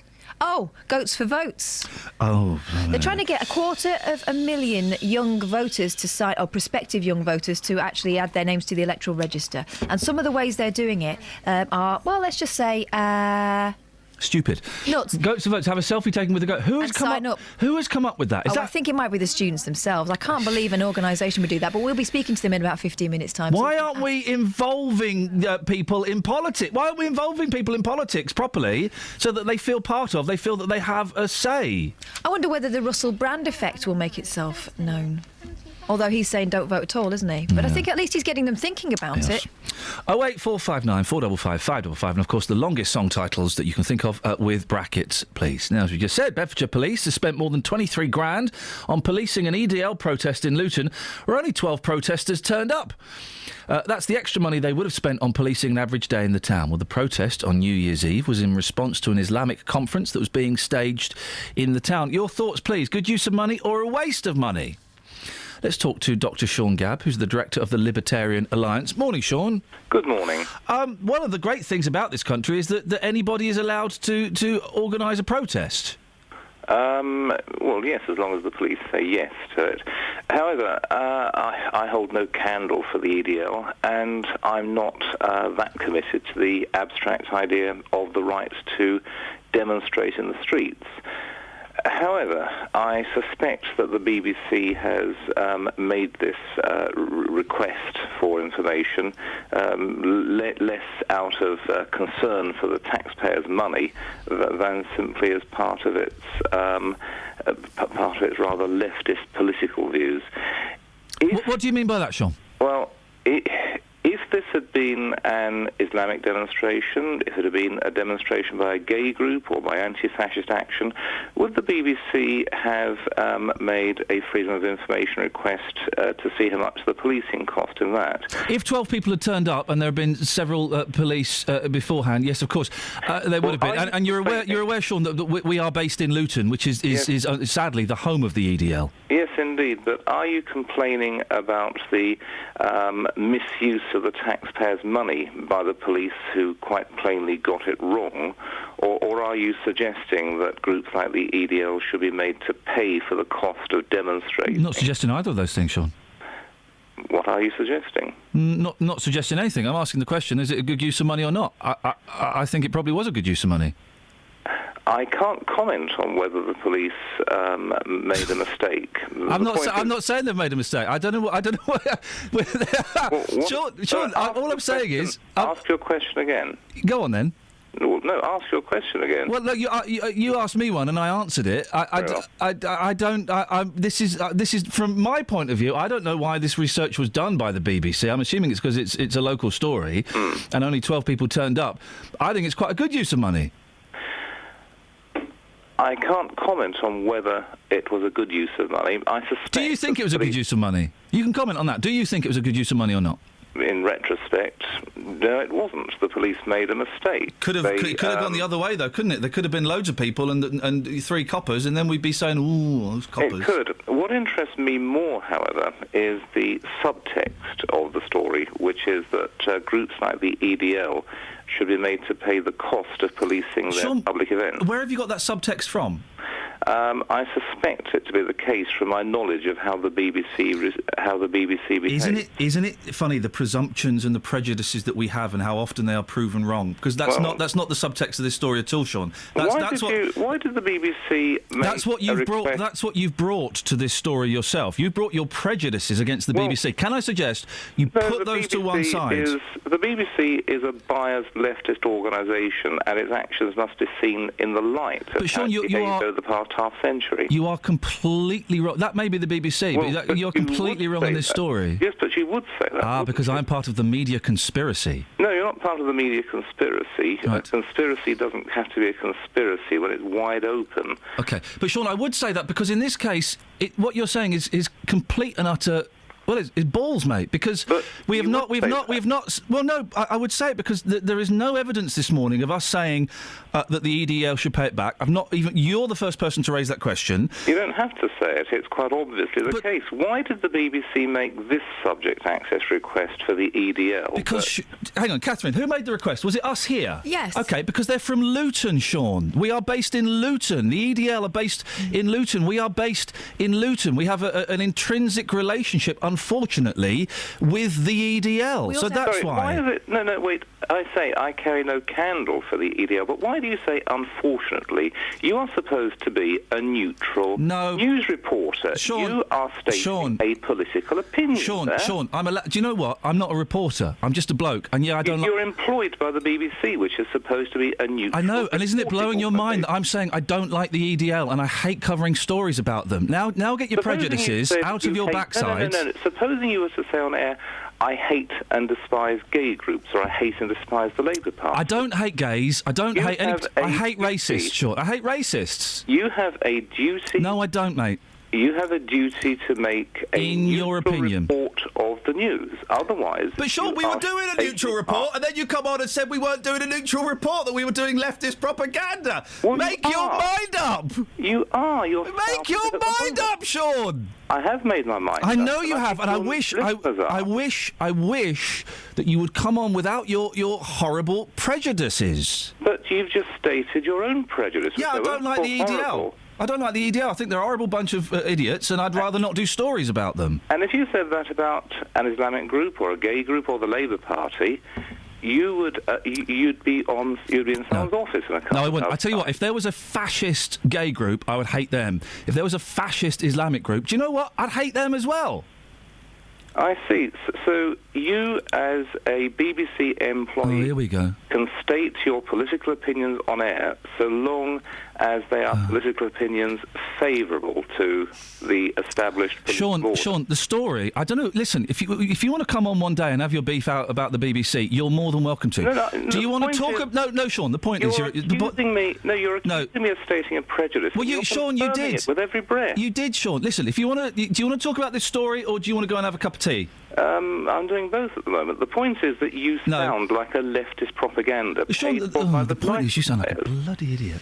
Sean, listen, I'm going to leave it there, mate. I thought you would, yes. I'm grateful that you let me go on this long, but the point is... All right, flipping it. What is everyone's beef this week? Why is everyone being a complete and utter idiot? Sean, say what you want to say. Go on. A leftist propagandist organisation, and you confirm it with every breath. I'm sorry. Sean, listen, if I'm a leftist... What's leftist about not liking racists? That's not leftist. That's just, like, humanist, isn't it? But the EDL claims, and again, I carry no candle for it, not to be racist. Yeah, but Sean, racists often do. Sean, you're wrong on this, and I'm going to come back, actually. But no, I'm going to come back. It is not leftist to not like racists. Whether they say they're racist or not, that's not leftist, that's humanist. So I'm sorry, sir, I'm not taking that criticism. The point is that the EDL, and I carry no candle for it... You keep saying that, Sean. You're repeating yourself. The thing about the EDL is that it's disliked by the established political parties. No, Sean. Sean, you're not listening. You've got all these prejudices. You don't like the BBC, yet you're more than happy to come on and spout your nonsense. But it is not leftist to not agree with racism. Well, I don't understand why you can't grasp that basic tenet. But can't you grasp the EDL's claim, which may or may not be true, that it's not racist? I can grasp their claim, and it's not true. It's not true. You are taking sides in a political debate. I am taking sides. No, it's not a political debate. It's a racist debate. It's racism versus humanism, and I'm taking the humanist side, Sean. It's not. It's political in your eyes, and that's great. Well done. It's not political in my eyes at all. Well, the point is that when you are spouting the established orders line, of course you can claim it's not political. Oh, Sean, listen, great talking to you. Bye-bye. OK. So what was the story again? So the police have spent £23,000 policing a protest by the EDL that had 12 members. I think that was quite a good use of money. 08459 455 555. Travel news for beds, cards and bugs. BBC Three Counties Radio. On the M1 southbound, there are delays from junction 12 for Flitwick to junction 10 for the Luton Airport spur road because of an accident. And it's also making the A5 southbound very busy between Church Street and the M1 junction 9 for Redbourne, with people trying to avoid those problems on the M1.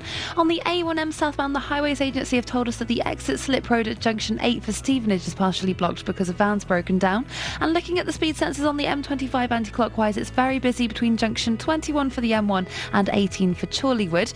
Also in Chester on the A10 southbound, that's looking very slow now between the Great Cambridge Road and the M25. And on the trains, Chiltern Railway have possible delays between High Wycombe and Beaconsfield. That's because of speed restrictions. And if you're heading to Heathrow Airport this morning and planning to use the London Underground, there are severe delays on the Piccadilly line between Northfields and Heathrow Airport. Samantha Bruff, BBC Three Counties Radio. Thank you, Sammy.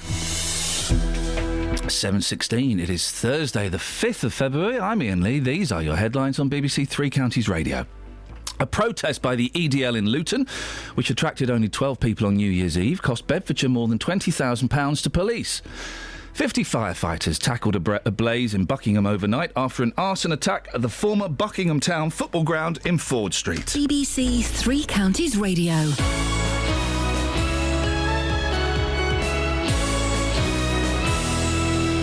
Every weekday from 12, local people. Wendy Howson and David Shipley are trustees of the Harpenden charity Spotlight on Africa. So privileged to see lives change, conditions change. Local stories. A death cafe will be popping up in Bedford later this month, opening its doors for you to share sensitive stories and talk of afterlife. There are people with the similar concerns. And you can have a light-hearted side of it as well, and we often end like that, you know. Local life. We're going to be heading off into the unassuming countryside of Bedfordshire. We all know the brick pits and the industrial spoil that's marked the Marston Vale. Nick Coffer, weekdays from 12 on BBC Three Counties Radio. Ian's on the line. Good morning, Iain. Hello, Iain. You all right? What you got for us? It's snowing. Thanks for calling. 08459 455 555 is the telephone number. I'm angry with myself because I lost my temper there with that fella. Lost my temper. I've known you lose your temper worse. I'm getting better. If that helps. I'm developing as a human being, as a spirit and as a soul. But, what I think was a shame about that was that the story got lost. Yeah. Why is it leftist to say you don't like racists? I don't understand why that is. Why? I think he came on expecting to hear something and carried on the argument he'd started in his own head. I know. Well, he was fun last time. He won't be back. Not on this show anyway. 08459 455 555. Have we got any texts before I crack on? Let's have a look. Yeah, there is apparently a music store in the Agora Centre, Queensway, Bletchley. Thanks for that, Helen in Milton Keynes. Need a second-hand record shop in Milton Keynes, please, guys. Martin in Limbury, long record titles. This one for the win, he reckons. A huge, ever-growing, pulsating brain that rules from the centre of the ultra-world, brackets, Loving You by The Orb. What's that, trance? Did I see The Orb or did I see Underworld? No, it was Utah Saints. Wow. No, really? I think I did see The Orb. Yeah. I played at my college. Oh, fair enough. Yeah, I saw PJ and Duncan, not through choice. Now I saw Rolf Harris. Oh, dearie me. Campaigners are hitting campuses and colleges across the country today in a bid to get young people to register to vote. Bite the ballots, hoping to sign up 250,000 teenagers and 20-somethings with a range of events, one of which offers a selfie with a goat. Goats for votes.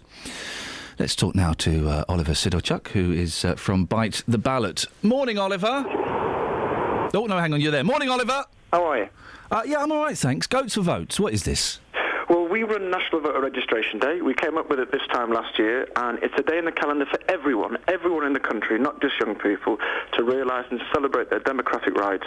You join the register because if you're not on it, politicians ignore you, and you can't punish or reward them on the 7th of May. Well, what's a goat got to do with it, Oliver?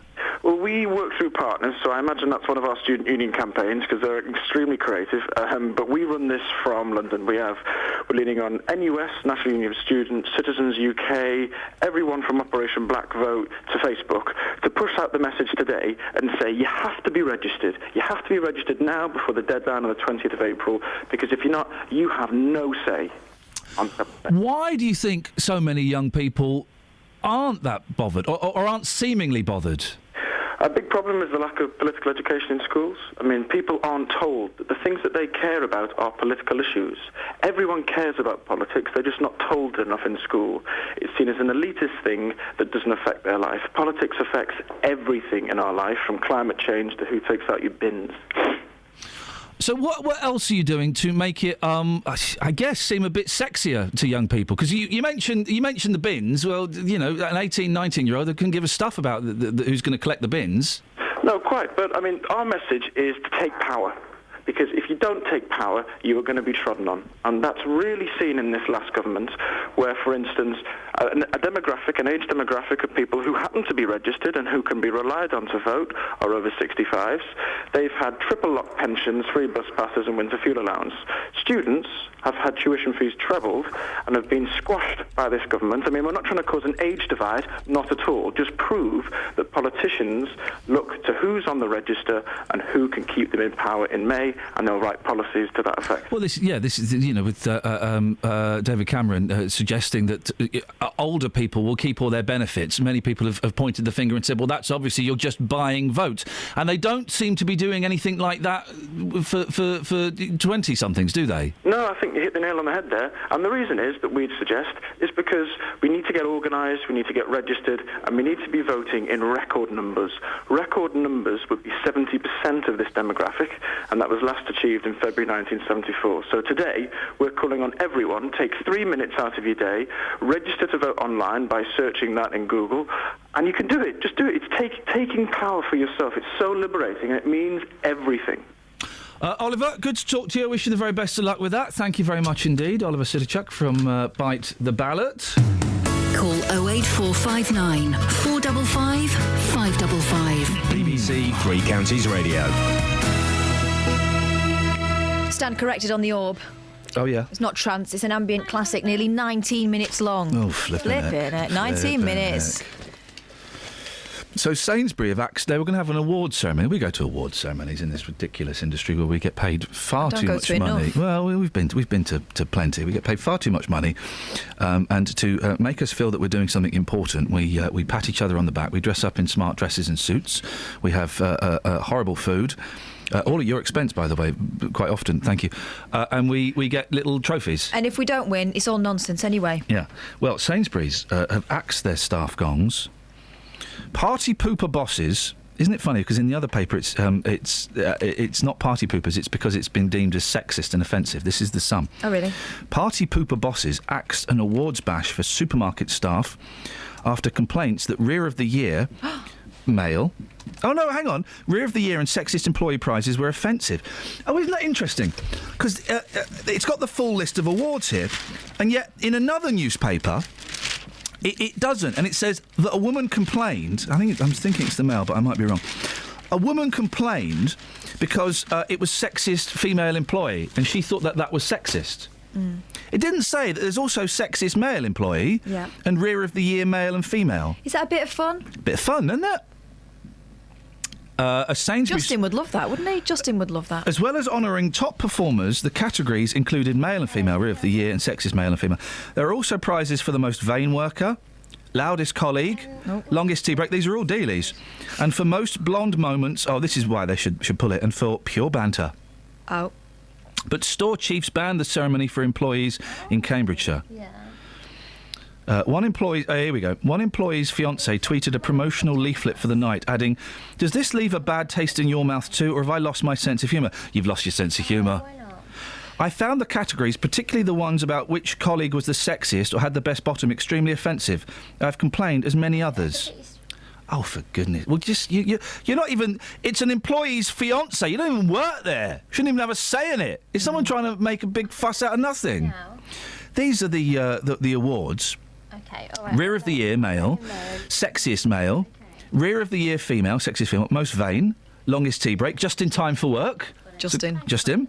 Loudest colleague, Mr. and Mrs. Chatterbox, Mr. and Mrs. Know-it-all, pure banter, hard grafter, colleague of the year, team leader of the year, manager of the year, shining... What's the shining star? What's the problem with that? Do you know what I think, though? Yeah. These people work in supermarkets. Instead of having a big party, give them the money.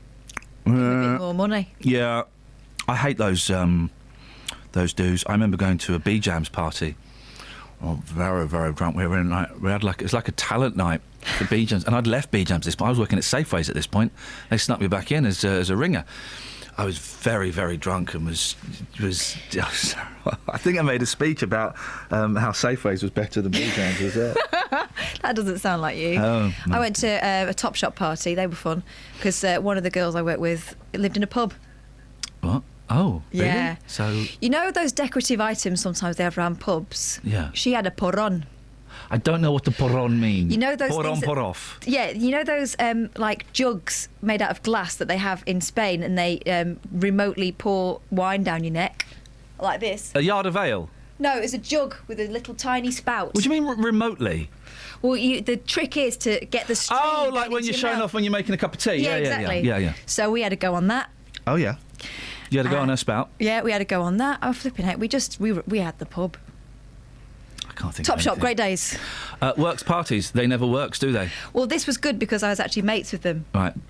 But I don't like the ones where everyone's invited, obviously. No, because I am very selective. I'm never going to a Christmas party ever again. I've decided never going again. I just can't. I can't hack it. I can't hack it. Well, ours just merge into one, don't they? Eh? Because they're at the same place. It just feels like it's one party that I've been to. I just don't like what's the word? People. That's it, isn't it? Yes. I don't like people. I don't like conversation. I must have been off that day at school when they taught you how to make small talk, because I just don't know how to do it. And I see people doing it. I haven't got a clue how to do it. You know, I was going to go get my hair cut the other day, and I was nervous about the conversation. Needn't have worried. It was great because the hairdresser was cutting my hair, but her husband was there, and so I was chatting to her husband, and we were doing the thing. Well, how much would you have to be paid to go and do something really unpleasant? Wow. Yeah, £500,000. That's your level. You see, that's not small talk. That's not entry level small talk. There's a lot of entry level. Yes, those are good conversations. Yeah, but they're the ones that you have with people that you know well normally. Didn't know this guy at all. Or people that you know remotely's husband. Yeah, well, he just the conversation came up. How much would you have to be paid to go and do things that I had a driving instructor ask me that once. Oh, I didn't see him again. Whoa, you've had a lot of not so oblique sexual come-ons in your life. How did you get to become head girl? Yeah, I know. Someone actually said that to you? Yeah, they did. I knew he was being rude, and I was the joke, but I didn't really understand the joke until about 3 years later. Blimey. 0845... Rude, that, isn't it? It's rude. It is rude, that. Didn't realise he was talking to my boyfriend at the time, either. He was quite a large rugby fella. What do you mean he was talking to your boyfriend? Well, he was talking to my boyfriend, and I went up to, because I was supposed to be hosting the evening, me and the head boy. Yeah. And he took the mickey out of me to my boyfriend. Who was he? Like a teacher or something? He was someone who'd come in to give us a motivational speech about how we could all achieve. Thanks for that. Idiot. 08459 455 555 is the telephone number. You can text 81333. Start your text 3CR. Let's get the Trav. Travel news for beds, cards and bugs. BBC Three Counties Radio. There are long delays from junction 12 for Flitwick to junction 10 for the Luton Airport Spur Road because of an accident between that stretch, and that is also causing it to be very busy on the A5 southbound from Church Street to the M1 junction 9 for Redbourne. Looking at the A1M southbound, and there are still reports that a van's broken down at the junction 8 for Stevenage and it's causing some queues. And looking at the A1 Great North Road on the speed sensors, it's very busy between the St Neots junction and the Black Cat roundabout. On the trains, Chiltern Railway are reporting possible delays between High Wycombe and Beaconsfield because of speed restrictions. And on the London Underground, if you're going to Heathrow Airport and using the Piccadilly line, there are severe delays because of a faulty train. Samantha Bruff, BBC Three Counties Radio. Thank you, Samantha. Aidan has emailed in, ian.lee@bbc.co.uk on this Sainsbury's award thing. Ian, why don't they have a Nose of the Year award or Elbow of the Year? Why is it always the buttocks? Very, very good point. Across beds, hearts and bugs. This is BBC Three Counties Radio.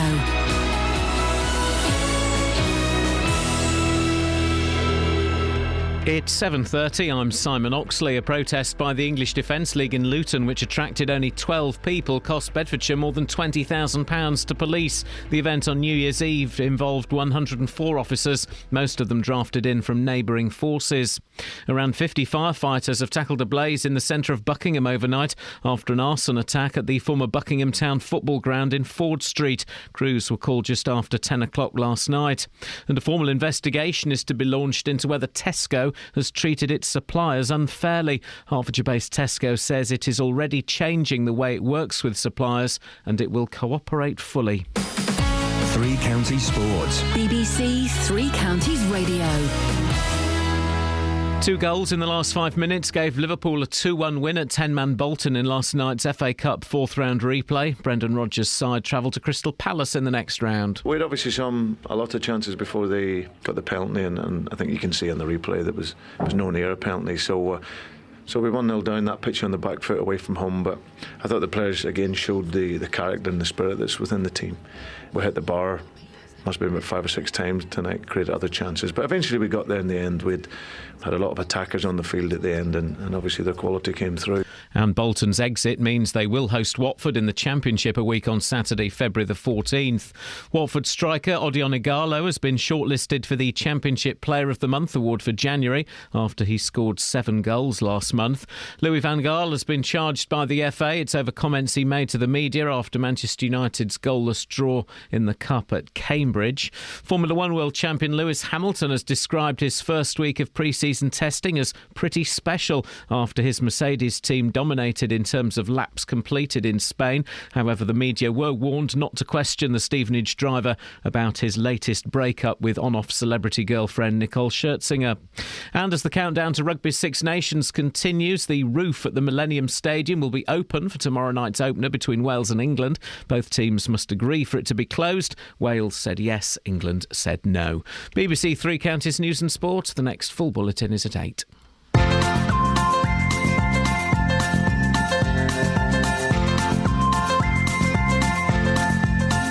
There's a voice that keeps on calling me. Down the road, it's where I'll always be. Every stop I make a new friend. Can't stay for long, just turn around and I'm gone again. Maybe tomorrow I'll wanna settle down. Until tomorrow I'll just keep moving on. Down this road that never seems to end. When new adventure lies just around the bend. So if you wanna join me for a while, just grab your hat, come travel light, that's hobo style. Maybe tomorrow I'll wanna settle down. Until tomorrow, the whole world is my home. So if you wanna join me for a while, just grab your hat, come travel light, that's hobo style. Maybe tomorrow I'll wanna settle down. Until tomorrow, I'll just keep moving on.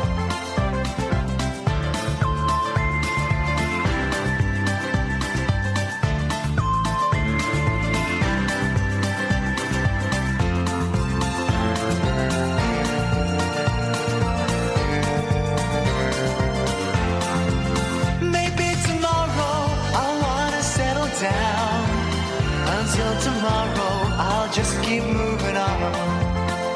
There's a world that's waiting to unfold, a brand new tale no one has ever told. We've journeyed far, but you know it won't be long. We're almost there and we paid our fare with a hobo song. Maybe tomorrow I'll wanna settle down. Until tomorrow, I'll just keep moving on. So if you wanna join me for a while, just grab your hat, come travel light, that's hobo style. Maybe tomorrow I'll find what I call home. Until tomorrow, you know I'm free to roll. 08459 455 555. Nick's on the line. Good morning, Nick. Hello, good morning. What you got for us? First thing, I'm an immigrant in this country, so I wasn't born in this country, so I don't think EDL loves me too much. But the question was about the English Defence League, right? Yeah. And the story. And how was the story titled? What's the headline of the story? What's the the story today? The top line. Well, Bedfordshire Police have spent more than £23,000 on policing an EDL protest in Luton, where only 12 protesters turned up. Why is the EDL part important in the title? I mean, why not just say there was a protest of 12 people there and the police sent 107 people, so 107 officers, so they lost, whatever, 23,000. Why is the EDL part important there? Well, A, because they're local, and B, do you not think that the reason for the protest is important? No, I remember a story a while ago when some traveller landlords, they did something with the tenants, right? And they keep saying traveller landlords when they only should be saying like landlords. Yeah, and we discussed that, and we discussed that. But do you not think that the reason of the protest is vaguely important? I mean, if you want to, that guy that you talked earlier, and he lost your temper, right? If you want to please him, you should say, look, there was a protest. You don't want to please him. You don't want to please him, but if you want to say, like, if you want to be 100% correct, politically correct, I mean, is that the EDL, is that really important in the title? Nick, are you from Luton? Yeah, I'm from Luton. Okay, so because the thing is that you might have heard then when we were talking about the protest, and it was only ever supposed to be a one hit because it was about what was happening at the weekend and why some roads were going to be closed. And we spoke to some shopkeepers who were so worried about it because it was the EDL that they weren't going to open up the shop, even though the police said, no, we've got it covered. That's why we referred to it, so you knew that we were referring to another story. Well, okay.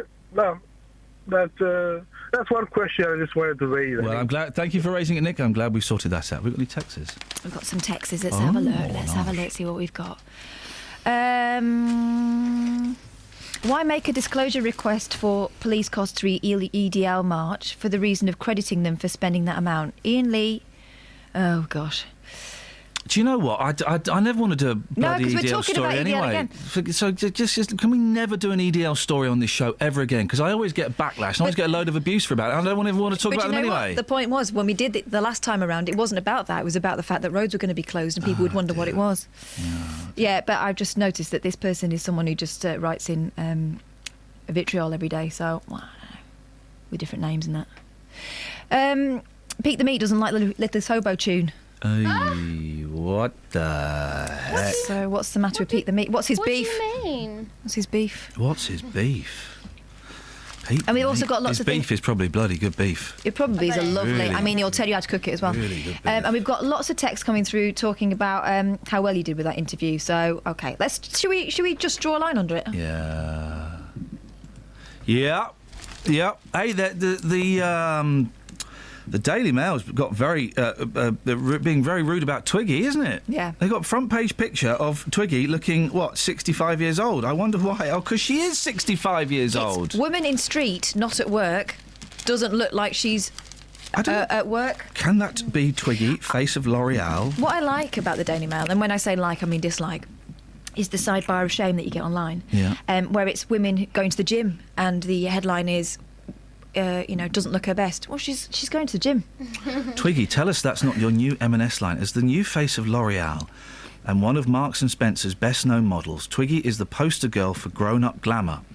Yet she's been spotted exiting her local London branch of Marks & Spencer's looking rather less elegant. Wearing grubby pink Ugg boots and what appeared to be her pyjama bottoms under a quilted jacket, she was without a scrap of makeup. Who's writing this? Gok Wan? No, it's Sebastian Shakespeare. Oh, a snappy dresser. This might come as a surprise to L'Oreal, which last month named her as brand ambassador. It's lucky the 65-year-old didn't nip into Tesco instead. The retail giant banned customers from shopping in their pyjamas 5 years ago. If a woman had written that, people would say, oh, that was very bitchy, there's no need for that. Yeah. A man writing that. And what do we learn from it? That she's getting Not older. got her makeup on.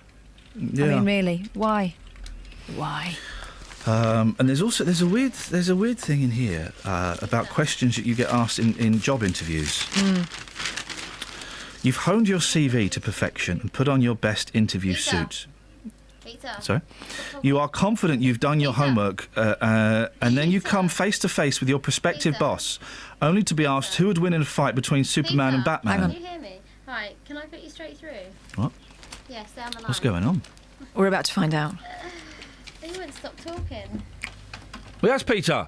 Hi, good morning. Yes, Peter. I was listening to that story about Twiggy Oh, yeah. in the Mail. Yeah. I feel more sorry for the Mail journalists, actually, because they've got to live with that for the rest of their life. I'm sure Sebastian Shakespeare is not... Oh, you won't even allow Shakespeare on because he's got a local accent. I think he's making a joke about William Shakespeare. Shakespeare was from Birmingham, wasn't he? No, he was a rural man. He was from Coventry. Well, yes, but he lived out in the country, near Coventry. Okay, well, yeah. But, you know, I think it's a mistake to think he would have talked like that. I don't think he would have. He wouldn't have allowed him on air, actually, because he's got a rural accent. What do you think you've got? What do you think I've got? Well, yes, but he denigrates us, doesn't he? Yeah, of course he does. I would never denigrate you, no, Peter. No, not at all. Looks up What the I'm word denigrate. saying is the Mail journalists have got to live with the fact that they work for the Daily Mail, so they've got a bigger axe to Here's a carry. question, Peter. You go for a job interview. Yeah. And you're asked, and I know the answer to this question. I've employed many people, actually, yeah. Have you? Yeah, because I was a foreman formally or informally? I was a foreman in 2 industries. Were you? Yeah. Who would win in a fight? Sorry? Yeah, go on then. Superman or Batman? Well, the idiot who thinks they're real. Oh, look at you being all... right. That's why he's the foreman. If they were real... Yeah. Right, who would win in a fight? And it's an obvious answer. Well, it's got to be Superman, really. Tell me why. It's the right answer. Tell me why. Well, because you can take the bat wings off. Yeah, Batman's all about the tools, isn't he? All Batman is a really rich bloke with wicked gadgets. Superman has got superpowers. He's an alien. Absolutely, and he's got his own land, hasn't he? He's got his own land. Who would win in a fight, Batman or James Bond? Oh, well, that's a no-brainer, isn't it? Is it? Absolutely. James Bond shoot him, wouldn't he? No, but he's got a bulletproof vest on. I don't know. I don't think they would confront him like that. Spider-Man hasn't got a bulletproof vest. You can see everything in that suit. There's nothing underneath. Oh, well, I don't look for that detail, actually. Can't help it. You didn't answer my question. Go on. Well, I think Spider-Man would win, actually. I didn't say Spider-Man. Well, which one do you want now? Superman? No. Batman or James Bond? Batman or James Bond? Or Batman, certainly. Why? He'd be much more devious than James Bond. Yeah, there's a darkness to Batman, isn't there? That's what you're saying. Absolutely. This is fun. And he's got Robin. Who's James Bond got? Girls that always get shot by the end. Well, yeah. Break an ankle. They don't never last, do they? No. I mean, he's a one-night man. Didn't he marry Diana Rigg at one point? That didn't end well. Didn't she get shot in the head? I like Diana Rigg. I do. I think Diana Rigg was one of the most gorgeous ones, actually. Who was the most gorgeous one? Well, I mean, the lady who played Pussy Galore, she was stunning. Who would win in a fight, that lady or Diana Rigg? Oh, well, that's a no-brainer, isn't it? You keep saying that, but then you don't answer. No, well, she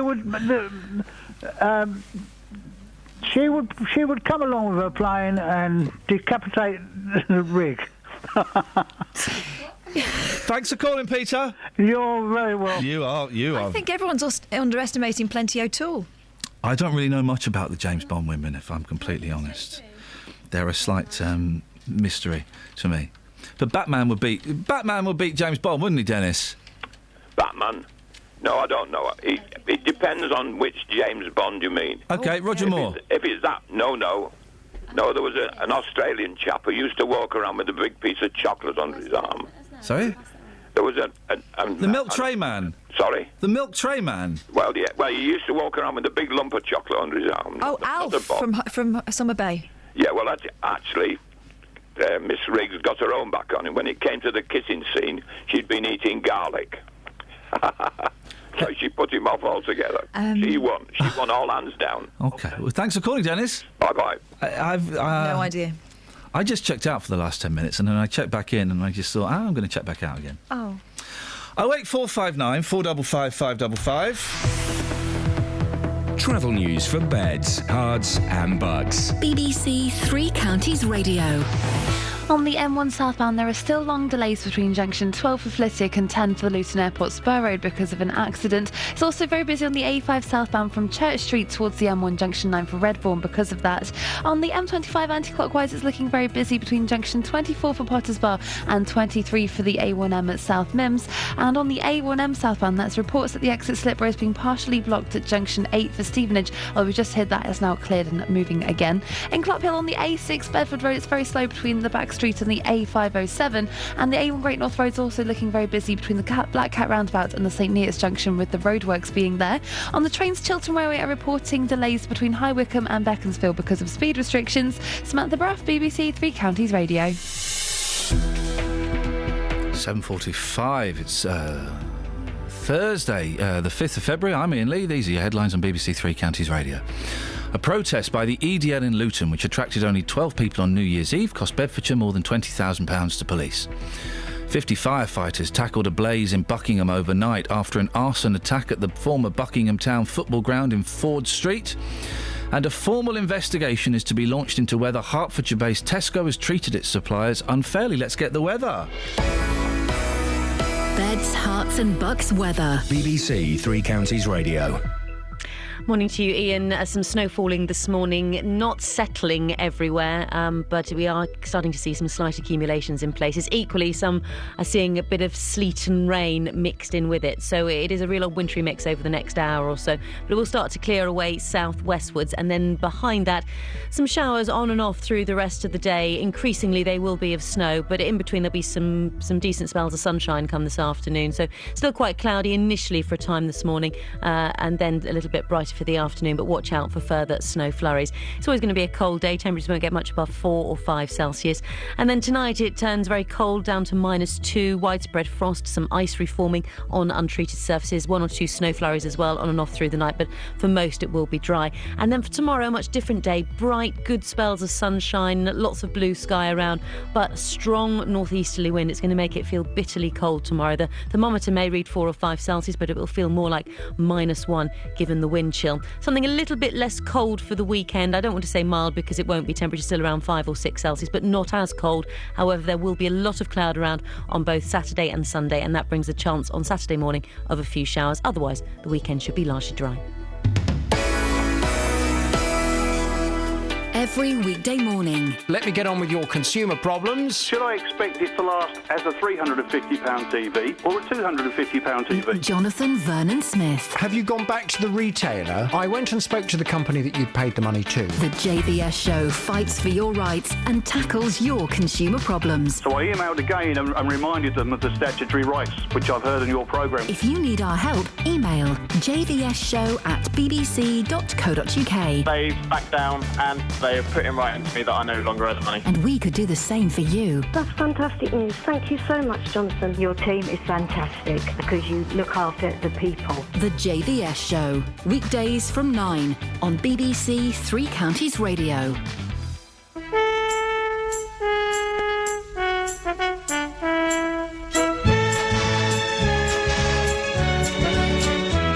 There once was a wealthy man who had a wonderful idea to bring children from all places with all kinds of faces together into a sailing ship. There were 40 boys and girls.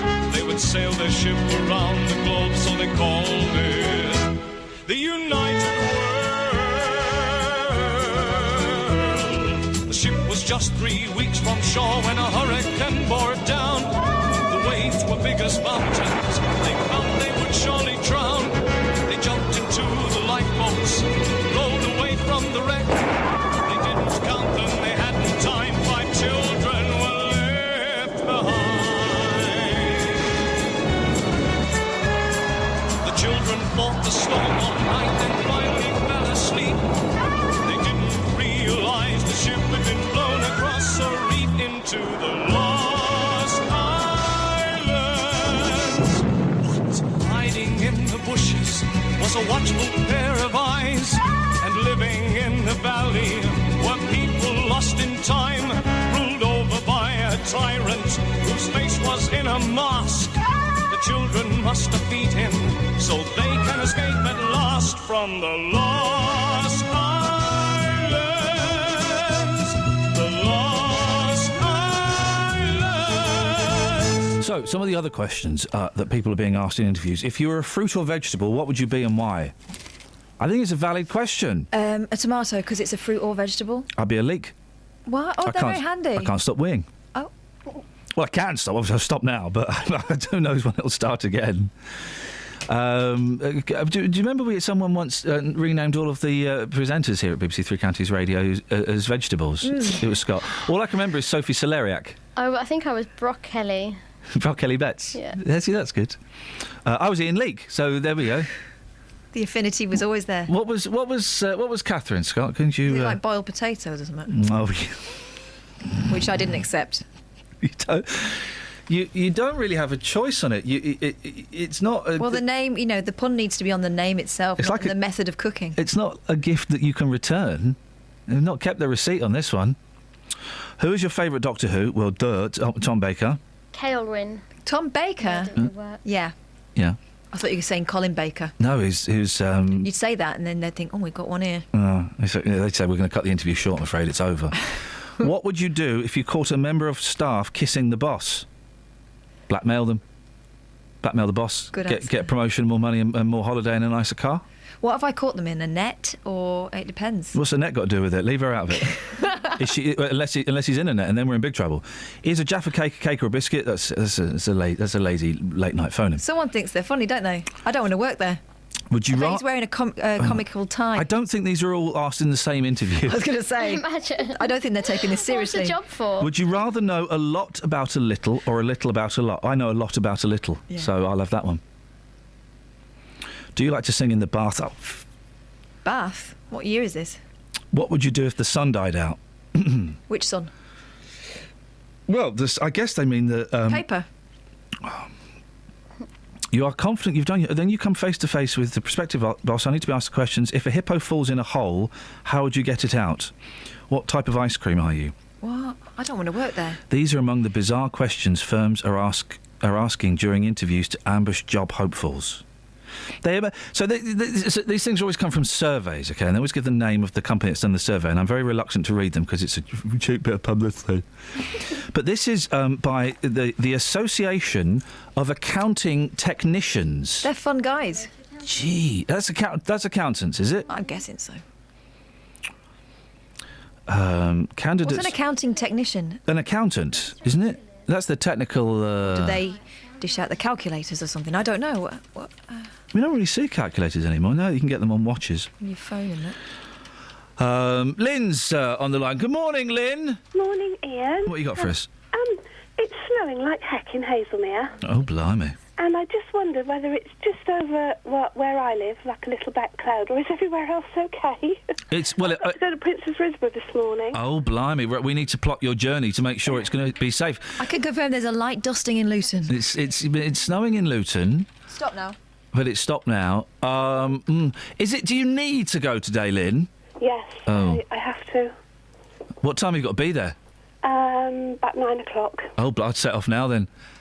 I would, because I'm sure the main roads will be all right. The main road should be good. It's the side roads you've got to worry about. It's the side roads. Yeah, I can normally see from my house. I look over the fields, but I can normally see a little gap through the houses and see traffic moving. Uh-oh. And it looks like it's gridlock this morning. Rona.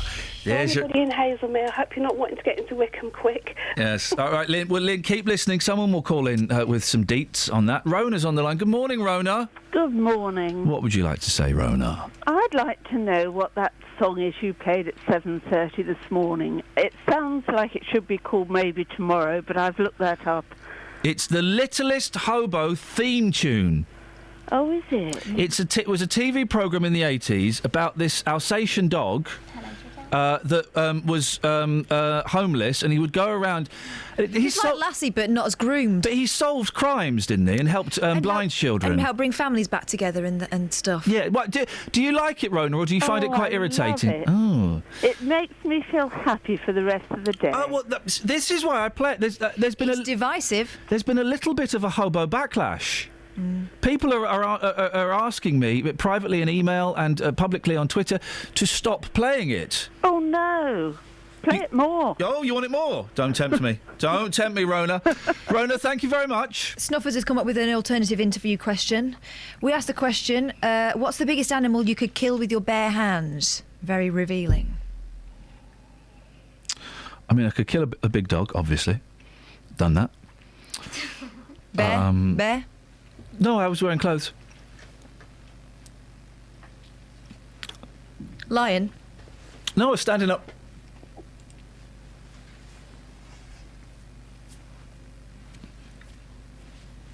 Okay, that's that sorted. Janet says it's snowing and settling in Beaconsfield. Just in case you're worried about Beaconsfield, anyone? You? No one's worried about Beaconsfield. Those guys are loaded over there. They're living La Vida Loca. Those guys, Beaconsfield is one of the most delightful places in the world. They're literally burning £50 notes now. Literally burning £50 notes to keep their houses warm. They're so wealthy, those guys. Everyone in Beaconsfield is loaded. And no one can dispute that. I've driven through it. I used to go to...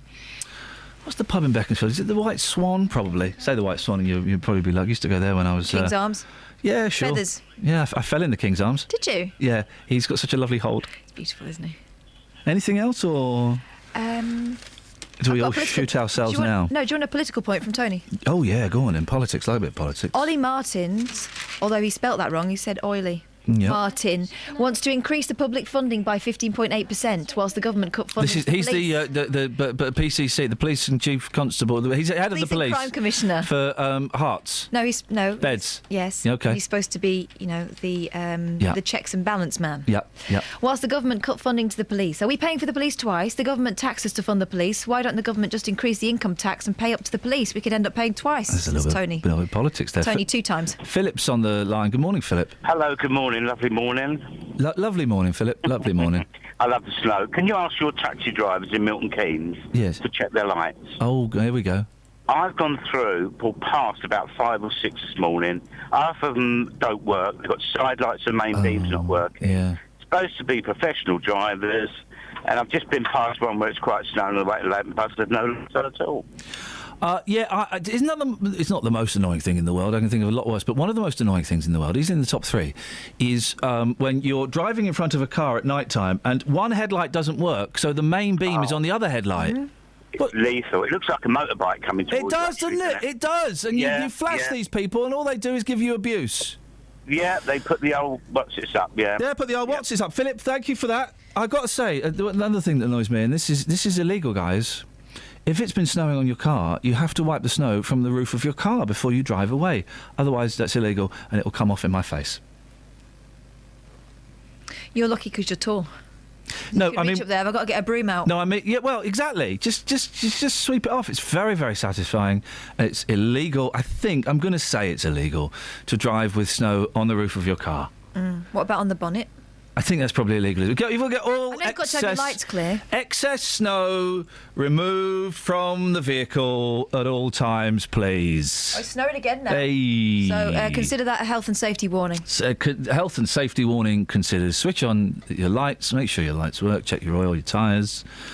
A little brake test. Really? What 4:30 in the morning? Have a shovel in the boot of your car in case you've got to do a poo in a field or get rid of a body. And nice warm blanket. You're welcome, guys. Thanks very much. Travel news for beds, cards and bugs. BBC Three Counties Radio. On the M1 southbound, there are long delays from junction 12 for Flitwick to junction 10 for the Luton Airport Spur Road after an accident has closed a lane. And Dunstable on the A5 southbound, that's looking very slow from Church Street towards the M1 junction 9 for Redbourne as people are trying to avoid those problems on the M1. On the A1M southbound, the exit slip road at junction 8 for Stevenage is now clear of the broken down van and that's moving fine. But on the A6 southbound, there are queues between the Old Main Road and the A507 in Haynes Church End. In High Wycombe on the A40 Abbey Way flyover, that's looking very busy past the University College at the bottom of Marlow Hill. And on the trains, Chiltern Way have delays reported between High Wycombe and Beaconsfield because of speed restrictions. Samantha Brough, BBC Three Counties Radio.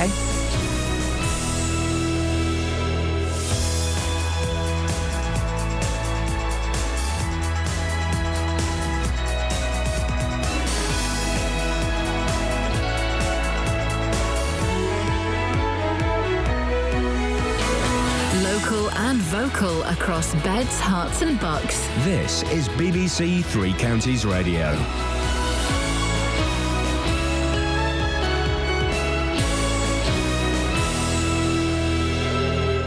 It's 8 o'clock. I'm Simon Oxley. The headlines: cost revealed of policing EDL protest in Luton, arson attack at Buckingham Football Ground, and Hertfordshire-based Tesco facing fresh investigation. BBC Three Counties Radio. A protest by the English Defence League in Luton, which attracted only a handful of people, cost Bedfordshire more than £20,000 to police. The event on New Year's Eve involved 104 officers, most of them drafted in from neighbouring forces. More from Carol Abercrombie. The far-right group planned the protest in response to an Islamic conference taking place in Luton. The police used public order laws to restrict where they were allowed to gather. A total of 12 EDL supporters were escorted by police to a car park, carrying flags and banners, and there was no trouble. Bedfordshire Police have now revealed the total cost was £23,000. Around 50 firefighters have tackled a blaze in the centre of Buckingham overnight after an arson attack at the former Buckingham Town football ground in Ford Street. Crews were called just after 10 o'clock last night. Local residents were told to keep doors and windows shut. A taxi driver has been robbed at gunpoint in Milton Keynes in the early hours of yesterday morning. He picked up a man and a woman in Greenleys at around 2:15am and took them to London Road in Loughton. The woman got out and the driver then felt what he believed to be a gun pushed against his neck. He handed over cash and the pair fled on foot. A formal investigation is to be launched into whether Tesco has treated its suppliers unfairly. Hertfordshire-based Tesco says it is already changing the way it works with suppliers and it will cooperate fully. More from James Kelly. The Groceries Code adjudicator, Christine Taken, says she's launching the inquiry because she has reasonable suspicions that Tesco has broken a code of practice which is meant to ensure that big supermarkets treat their suppliers fairly. She'll examine whether Tesco delayed making payments to companies. She'll also investigate if suppliers were wrongly required to make payments in return for their products being given a better position on the shelves when the items weren't part of a promotion. A group of MPs has published a highly critical report saying the UK should be doing much more in the fight against Islamic State in Iraq and Syria. The government says the assessment made by the Defence Select Committee is inaccurate. A Bedford councillor has been found guilty of assaulting two teenagers and using threatening words and behaviour. Doug McMurdo, who represents Sharnbrook, was found guilty by magistrates in Milton Keynes last night. Sentencing was postponed until next month, but speaking outside the court, McMurdo's solicitor, Mike Hayward, said he would appeal. Following the convictions today, notification has been made to the court and to the Crown Prosecution Service of Mr McMurdo's intention to lodge an appeal against conviction in due course. In sport, 2 goals in the last 5 minutes gave Liverpool a 2-1 win at 10-man Bolton in last night's FA Cup fourth-round replay. Liverpool will travel to Crystal Palace in the next round. The weather cold with outbreaks of rain, sleet and snow continuing. Skies will clear later, a maximum temperature 5 degrees Celsius. And you can get the latest news and sport online at bbc.co.uk/3 counties. Morning, Iain Lee, BBC Three Counties Radio. So we're having a barney about how much money was spent on the EDL with our leftist agenda. We are talking about, how do you get young people to vote? It turns out, Catherine, you get them to have a picture taken with a goat. Selfies. Selfies with goats. You can get anyone to do anything with a selfie, apparently. Can we stop the selfies? Can we ban the word selfie? Can we just ban it? I think it's such a lazy... Taking photographs of themselves with mobile phones. Ladies and gentlemen, thank you very much indeed. Across beds. Thank you very much indeed. This is BBC Three Counties Radio. So I've been invited to a do with Nick Clegg. Nick Clegg. That's the man. Of all people. I was invited. I wrote some nonsense on the internet, and a woman got in touch and said, "Oh, this is short notice, but would you like to come to a do with Nick Clegg? When is it? It's tonight." Short notice. I haven't got a suit and I don't really fancy it. But I had a dream that it was just me and 12 other people, including a nice local band. And so I woke up thinking, man, I'm going to go to this thing and I'm totally going to go and hang out with Cleggy. Mm-hmm. And then I woke up and thought, actually, there'll probably be loads of people there. And it's just you that's invited, it's not a +1, so if you don't do the small talks... I don't do the small talk. Where is it? Is it Westminster? It's like somewhere proper. Admiralty something. Is it Admiralty? Sounds posh. Hang on, where is it? It's somewhere... It's not a travel lodge. No. Not It's playing somewhere. games. It's somewhere swanky, innit? And it's your money that's paying for it. Thank you, Kels. It is at Whitehall, Admiralty House. Admiralty House. Posh. Been invited to Admiralty House. It's very nice. I've been there once. Oh, you see, Nick Clegg invited you. Did Nick Clegg invite you? No, he didn't. He wouldn't invite you. No, Nick Clegg invited me. I'm not going to go, Catherine. Can I go? Yeah, why not? You can. I'll pretend to be you. Have we got any texts before we crack on? Yes. Helen in Milton Keynes. All snow must be removed from the vehicle before setting off. I keep a broom with a soft brush for that purpose. I'm 5'2", so it was very difficult but satisfying. You know you've got a caller on this as well. Yeah. John, well, let's go to John now. Morning, John's John. got beef. Good morning, young man. How are you, boss? If you want to hear Gavin, I'll put those headphones on. I think one of those ears might work. John, what would you like to say? Snow on the top of vehicles. Yes. That lady's just texting about she sweeps it off and it has to be removed. Yep. How would you attempt to remove it from a 15-foot high, 13-metre trailer? With ladders and a broom. Health and safety wouldn't let you do that. Health and safety, John. What are you, man or mouse? I'm a pretty sort of butch mouse, really. Yeah, but John, you think there's an anti-car agenda here, don't you? I do, yeah. Go on. Well, making you do stuff because you've got a car.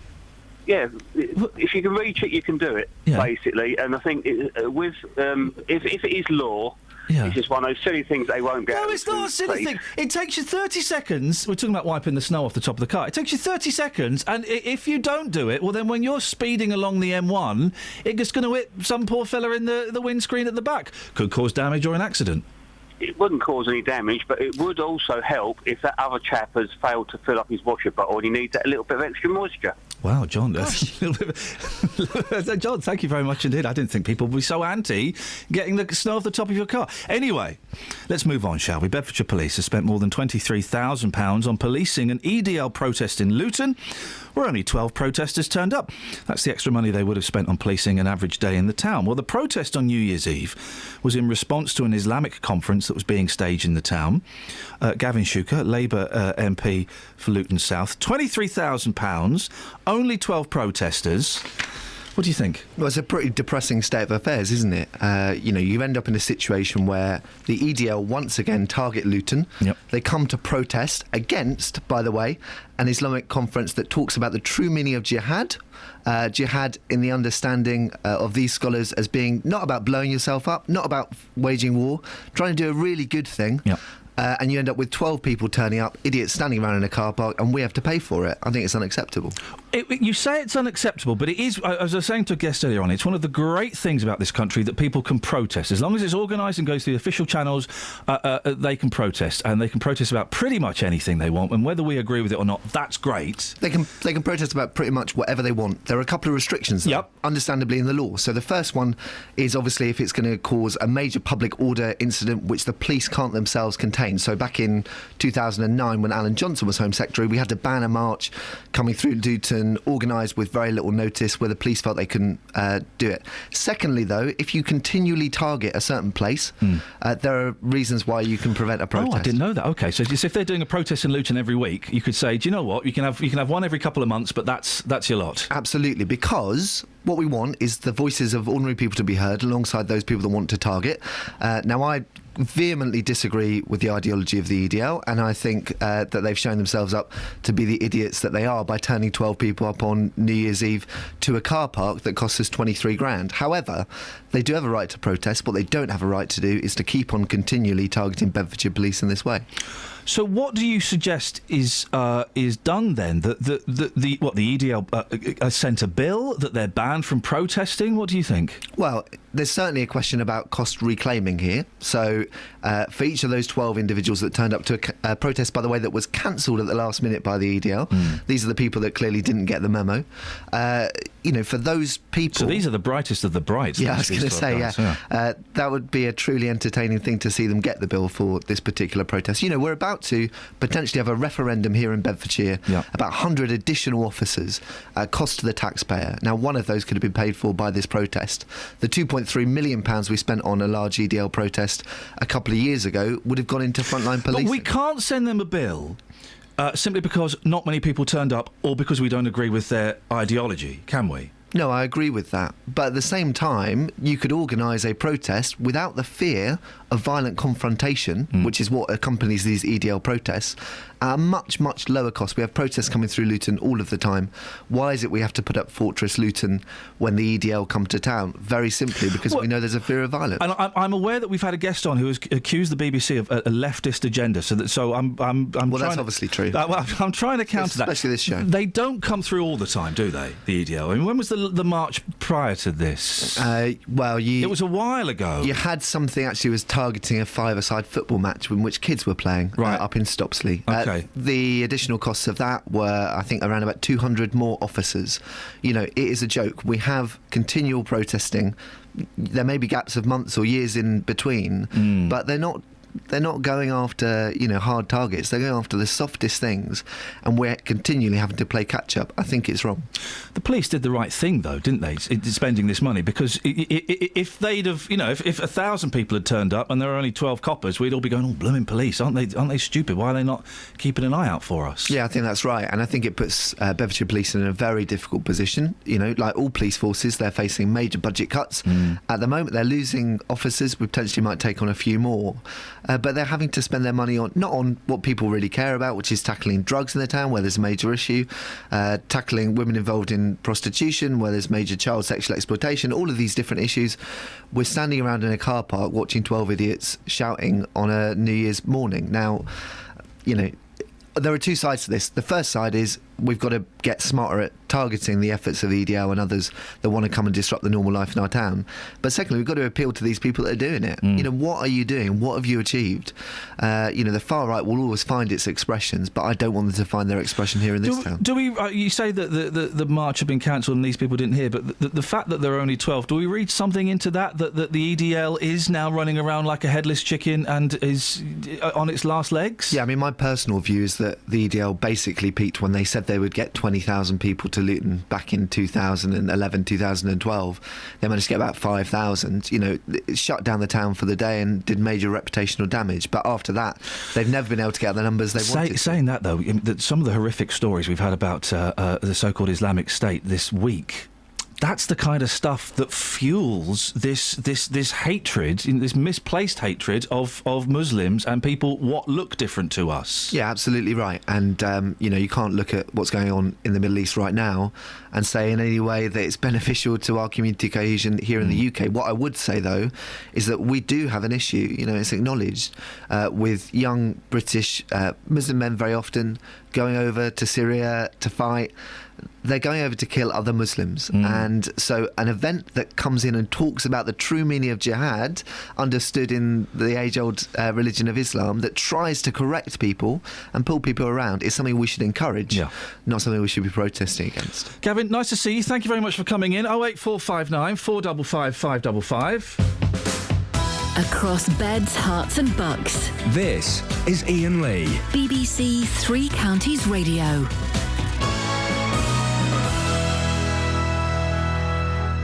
08459 455 555 is the telephone number if you want to give us a call. So, there's a story here. Dad is given heart from man killed on his bike and wakes up a keen cyclist. Now, when it says wakes up a keen cyclist, it's not he goes up to a cyclist who's having a snooze under a tree and goes, "Oh, hey, wake up." When he wakes up from the operation, he becomes a keen cyclist. A father whose life was saved by a heart transplanted from a keen cyclist awoke to find he had a passion for the sport too. Kevin Mashford, it's all got mash up, 38, was given weeks to live as he battled a congenital heart condition. However, after his successful operation, doctors told Mr. Mashford his new heart came from a man named John, an avid cyclist who was killed in a collision with a car out riding. 7 days after his 13-hour operation, he asked physiotherapists to bring an exercise bike into his room and cycled 7 minutes every day for a week. And despite never having cycled before, he took to the saddle as soon as he left hospital and is now regularly clocking up the miles.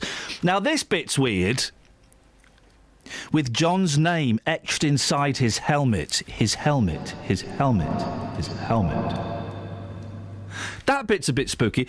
It's like that documentary I saw about a fella who had his arm, his right hand chopped off, and he had another hand chopped off, but it was the hand of a killer. And he went around killing people, and then he tried to kill himself. It was like grabbing his own throat and tried to kill himself. Did anyone else see that? Did you see that documentary, Catherine? What about what? The fella that had his arm chopped off, and he had it replaced by the arm that belongs to a killer. No. And he went around killing people, and then he tried to kill. Oh, and then he tried to kill himself, and he was doing all that. It was a documentary starring. I don't know the name of the fella that was. Peter Cushing? No, it's just. I mean, sounds like a great film. It was it happens in real life. The fella with the cyclist's heart now likes to ride bikes. Yeah. And the fella with the murderer's hand went around killing people. A friend of mine's got a bit of pig in his heart. Explains a lot of the behaviours. What was it, a bit of pig in his heart? Yeah, he had a valve replaced. They put a bit of piggy in there. That is out of order. It works. Well, it's fine. He's still alive. Are they allowed to do that? Because that is disgusting. That's what they do. That is absolutely disgusting. Why is it disgusting? The NHS is on its knees if they are secretly stealing bits from pigs and putting them in men's hearts. I don't think it was a secret. Well, I didn't know about it Well, till just now. He likes pigs now. Did the pig know about it? That's the question on everyone's piggy lips. Travel news for beds, cards and bugs. BBC Three Counties Radio. On the M1 southbound, all the lanes are back open again between junction 11 for Luton and 10 for the Luton Airport Spur Road, but there are still long delays from junction 12 for Flitwick. Also, the A5 southbound still very busy from Church Street down towards the M1 junction 9 for Redbourne. On the M25 anti-clockwise, there are delays between junction 24 for Potters Bar and 23 for the A1M because of the usual rush hour traffic. And in Cheshunt on the A10 southbound, that's looking very slow from the New River Trading Estate down to the M25 as well. In Haynes Church End on the A6 southbound, there are queues building up between the Old Main Road and the A507, and on the trains, Chiltern Railway are reporting that there may be some delays between High Wycombe and Beaconsfield because of speed restrictions. Samantha Bruff, BBC Three Counties Radio. Thank you, Samantha. 8:16. It's Thursday, the 5th of February. I'm Iain Lee. These are your headlines on BBC Three Counties Radio. A protest by the EDL in Luton, which attracted only 12 people on New Year's Eve, cost Bedfordshire more than £20,000 to police. 50 firefighters tackled a blaze in Buckingham overnight after an arson attack at the former Buckingham Town football ground in Ford Street. And a formal investigation is to be launched into whether Hertfordshire-based Tesco has treated its suppliers unfairly. Three Counties Radio.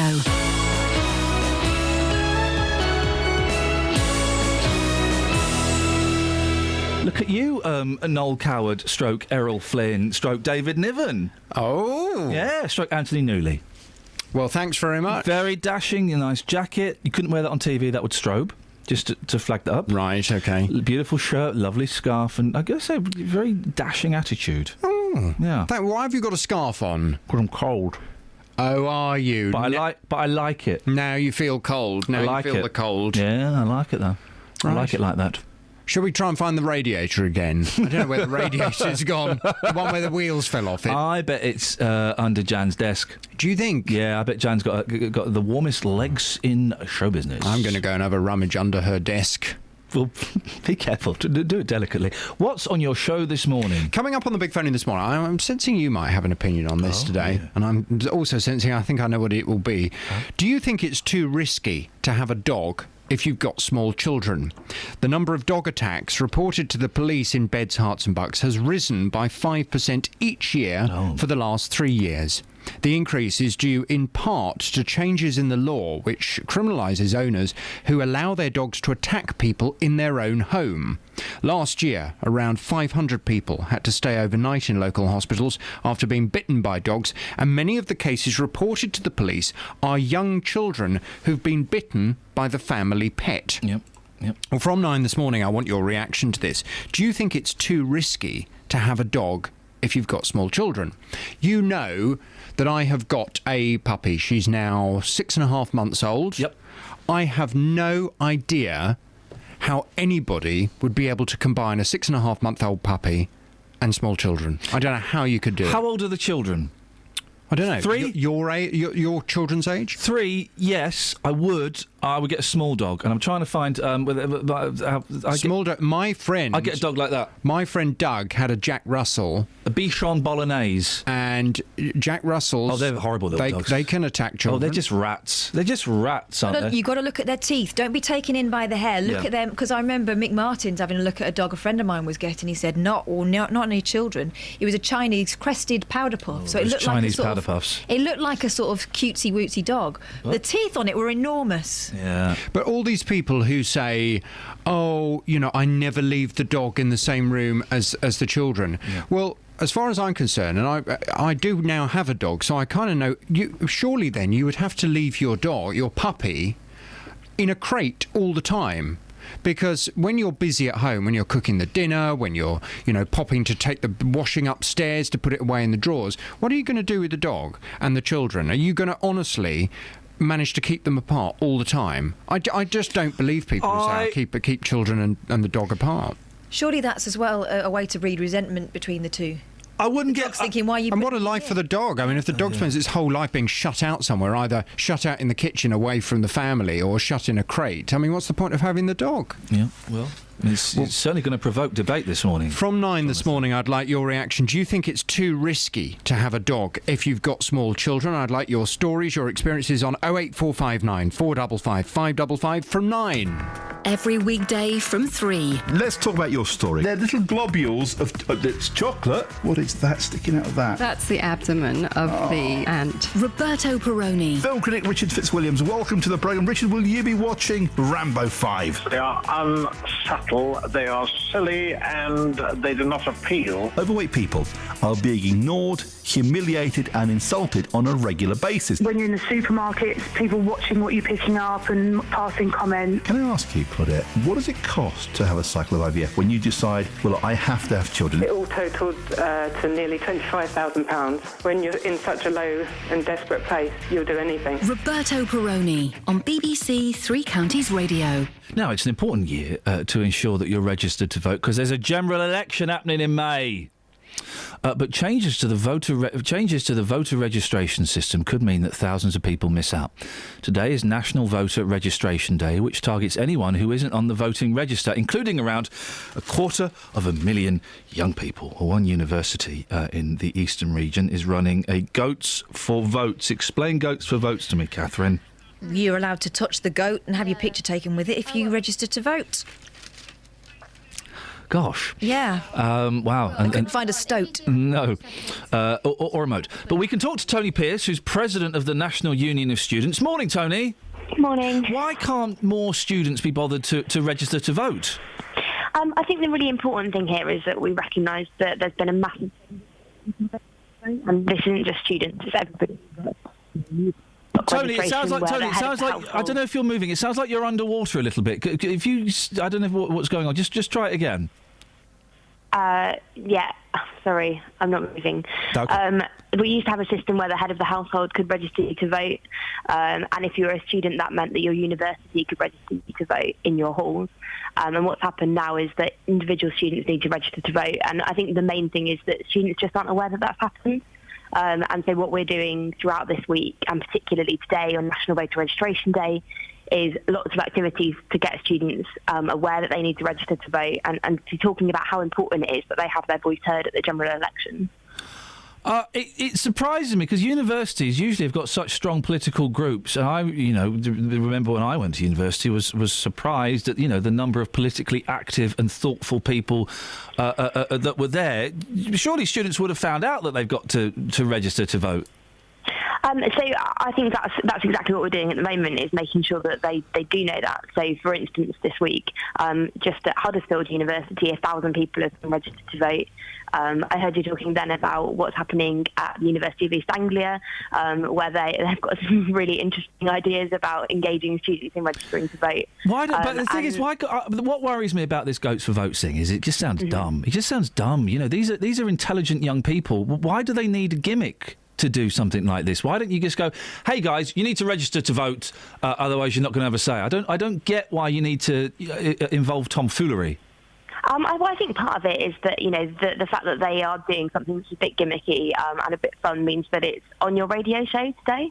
And I think that's, those things are important, making sure that they're getting publicity and making sure that students, when they turn up on campus in the morning, see it and hear about it, rather than it just being another activity. Because you're right, student unions and students are really political, but partly that means that there's lots happening all the time. And what we need to say is that, something has changed this year. The whole system in terms of how you register to vote has changed, and you won't have been registered to vote in the way that you might think that you used to be. So it's really important that young people know and students know that they're more likely to have dropped off the register than anybody else because they are more likely to have moved house in the last year. Part of the problem, I would imagine, is that young people feel that they're not being addressed by politicians. Yeah, absolutely. I think that there's a huge problem in the political system about, the number of political parties that are coming out and talking about things that young people want and things that students and young people care about. But the reality is that, we need to recognise that if you're over 65, you're much more likely to vote, but you're also much more likely to get policy that's made that you would be interested in. And it's kind of a vicious cycle, I guess, isn't it? That, if you're a young person and you don't register to vote, then policymakers are less likely to make policy for you because they don't think that, you're going to turn out to vote on the day. So actually, if you're registered to vote and you put pressure on politicians to give you something to vote for, hopefully that can make a real difference. And that's absolutely what we're trying to do at the National Union of Students this year. Well, Tony, I wish you the very best of luck with it. Tony Pearce, President of the National Union of Students. Tom's in Watford. Morning, Tom. Morning. What would you like to say, Tom? Just about the EDL bill and the chap you had on from the Labour Party. Oh, Gavin Shuker, yep. Yeah, so I was listening to what he said, and I think he's part of the problem that we have in society, where we have groups of people on the end of the coin. And we have people that feel that they have to protest, etc. when we get these bills. Because he sits there and says, and brandishes people as idiots and talks about in that kind of way when he's in a position of power. Now, I don't agree with the EDL. I don't agree with what they stand for. I don't agree with how they go about it. But I think if we keep brandishing them as certain things rather than trying to educate them, talk to them and work out, so rather than having these debates, they can support things where he said that the event they were trying to demonstrate against was trying to talk about what jihad actually means to people and what Muslims and what Islam actually means to their community, rather than just people trying to organise hatred, then it would solve the problem. I don't think him sitting there and saying, oh, they're idiots, let's send them a bill is going to help. Well, I don't think calling them idiots is going to make the situation any worse, though, is it? And do you know what? I was surprised that Gavin Shuker called them idiots. It shocked me. And the reason why is because we're so used to politicians being bland and namby-pamby and sitting on the fence and not expressing an opinion. Now, I knew he was coming in and he's from Labour. He's not going to be a massive fan of the EDL, of course. But I kind of... my politics to one side, I kind of respected Gavin for saying something like that, for not coming in with a press release, not coming in with a memo from higher up and saying what he actually thought. Do you not respect him for that, Tom? I do to an extent. I respect anybody that has an opinion on something rather than, like you say, reading something online or reading something that was... I do respect him for that to an extent. I don't think people... I think he maybe needs to think about the situation more and go about it in a different way. I think the choice of language he used wasn't the best. Tom, listen, I'm going to let you go because the line is not great. I hope you feel you got your point across. There's the last 30 minutes of the show, dear listener. Was Gavin Shuker, Labour MP, right to call the EDL idiots? It genuinely surprised me because I like Gavin. He always comes in. If we've got a story, he's always willing to come in. Don't always agree with what he says. And I was surprised that he used that word. Well, he's usually very mild-mannered, isn't he? Yeah. And I just think we're always... Do you think MPs should swear more? Oh, I'd love it if MPs swore. I would love it. That would get young people interested in voting. If David Cameron came out the Prime Minister's Question Time next week and got a stupid question from Ed Miliband and went, "Oh, why don't you just have some of that?" Because people are always complaining. He'd get the vote. People are always complaining about spin, aren't they? And how we're being fed slick lines all the time. Yeah, well, actually, how about someone speaking from the heart now and again? If Clegg stands up and says, "You know what, David Cameron, we've been working together the last years, and I think you are a massive," wouldn't you just think, well, fair play? To be honest, it's very playground in that House of Commons anyway, isn't it? But I mean, Boris Johnson did it last week, didn't he? Boris Johnson did it. I do think that I thought we were tired of politicians that came in with their little press releases and went, well, as a member of the Labour Party, we are not keen on the EDL, but it's everyone's right to He comes in and says they're a bunch of idiots and we should bill them. I'm not saying I necessarily agree with it. I respect him for saying it. You appreciated him using his own words? I appreciated his honesty. 08459 455 555. And let's try, this is tricky, isn't it? Let's try and put the politics out of it. Gavin is obviously Labour. It could be argued the EDL of the far right, and maybe you support one or the other or you hate, but let's try and put that to one side. The choice of language, Gavin Shuker calling the EDL a group of idiots. Was he right to do that, or was that a little bit unnecessary? 08459 455 555. Travel news for beds, cards and bugs. BBC Three Counties Radio. There are long queues on the M1 southbound still from junction 12 for Flitwick to junction 10 for the Luton Airport Spur Road after the accident earlier on closed a lane, but it's not closed anymore. It's open again now. It's still looking She's closed now! No, she's open! She's open again for business! Southbound has queues between Church Street and the M1 junction 9 for Redbourne because of these problems on the M1. And on the M1 southbound between the London Gateway services and junction 1 for Staples Corner, that's very busy because of the problems on the North Circular Road at Neasden earlier. On the M40 towards London, it's looking very slow from junction 2 for Beaconsfield to 1A for the M25. And looking at the cameras, it's very snowy, so possibly that's because of reduced visibility and the road surfaces being very wet. On the A1 Great North Road, there are queues that are coming from the Kimbolton turn off to the Black Cat roundabout through the roadworks. Samantha Bruff, BBC Three Counties Radio. Across beds, hearts and bugs. This is BBC Three Counties Radio.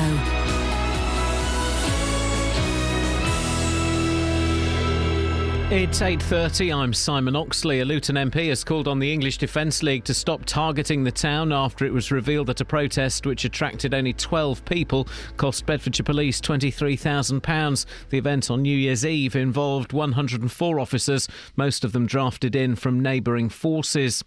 More than 500 dog owners in the three counties have been prosecuted over the past year under the Dangerous Dogs Act. Research by the BBC shows it's the highest figure in half a decade, and more people are being admitted to hospital after being bitten.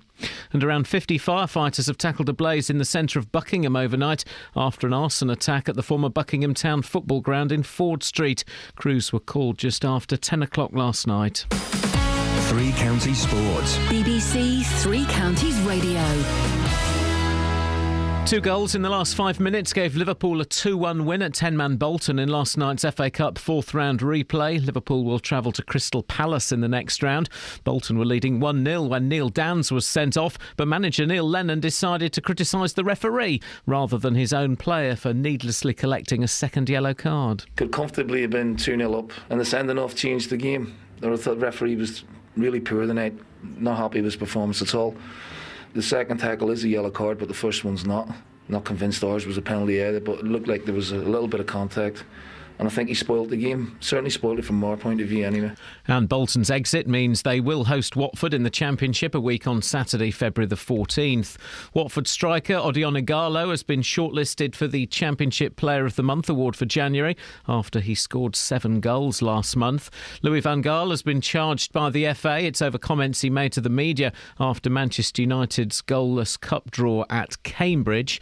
And Formula One world champion Lewis Hamilton has described his first week of pre-season testing as pretty special after his Mercedes team dominated in terms of laps completed in Spain. However, the media were warned not to question the Stevenage driver about his latest breakup with on-off celebrity girlfriend Nicole Scherzinger. BBC Three Counties News and Sport. The next full bulletin is at 9.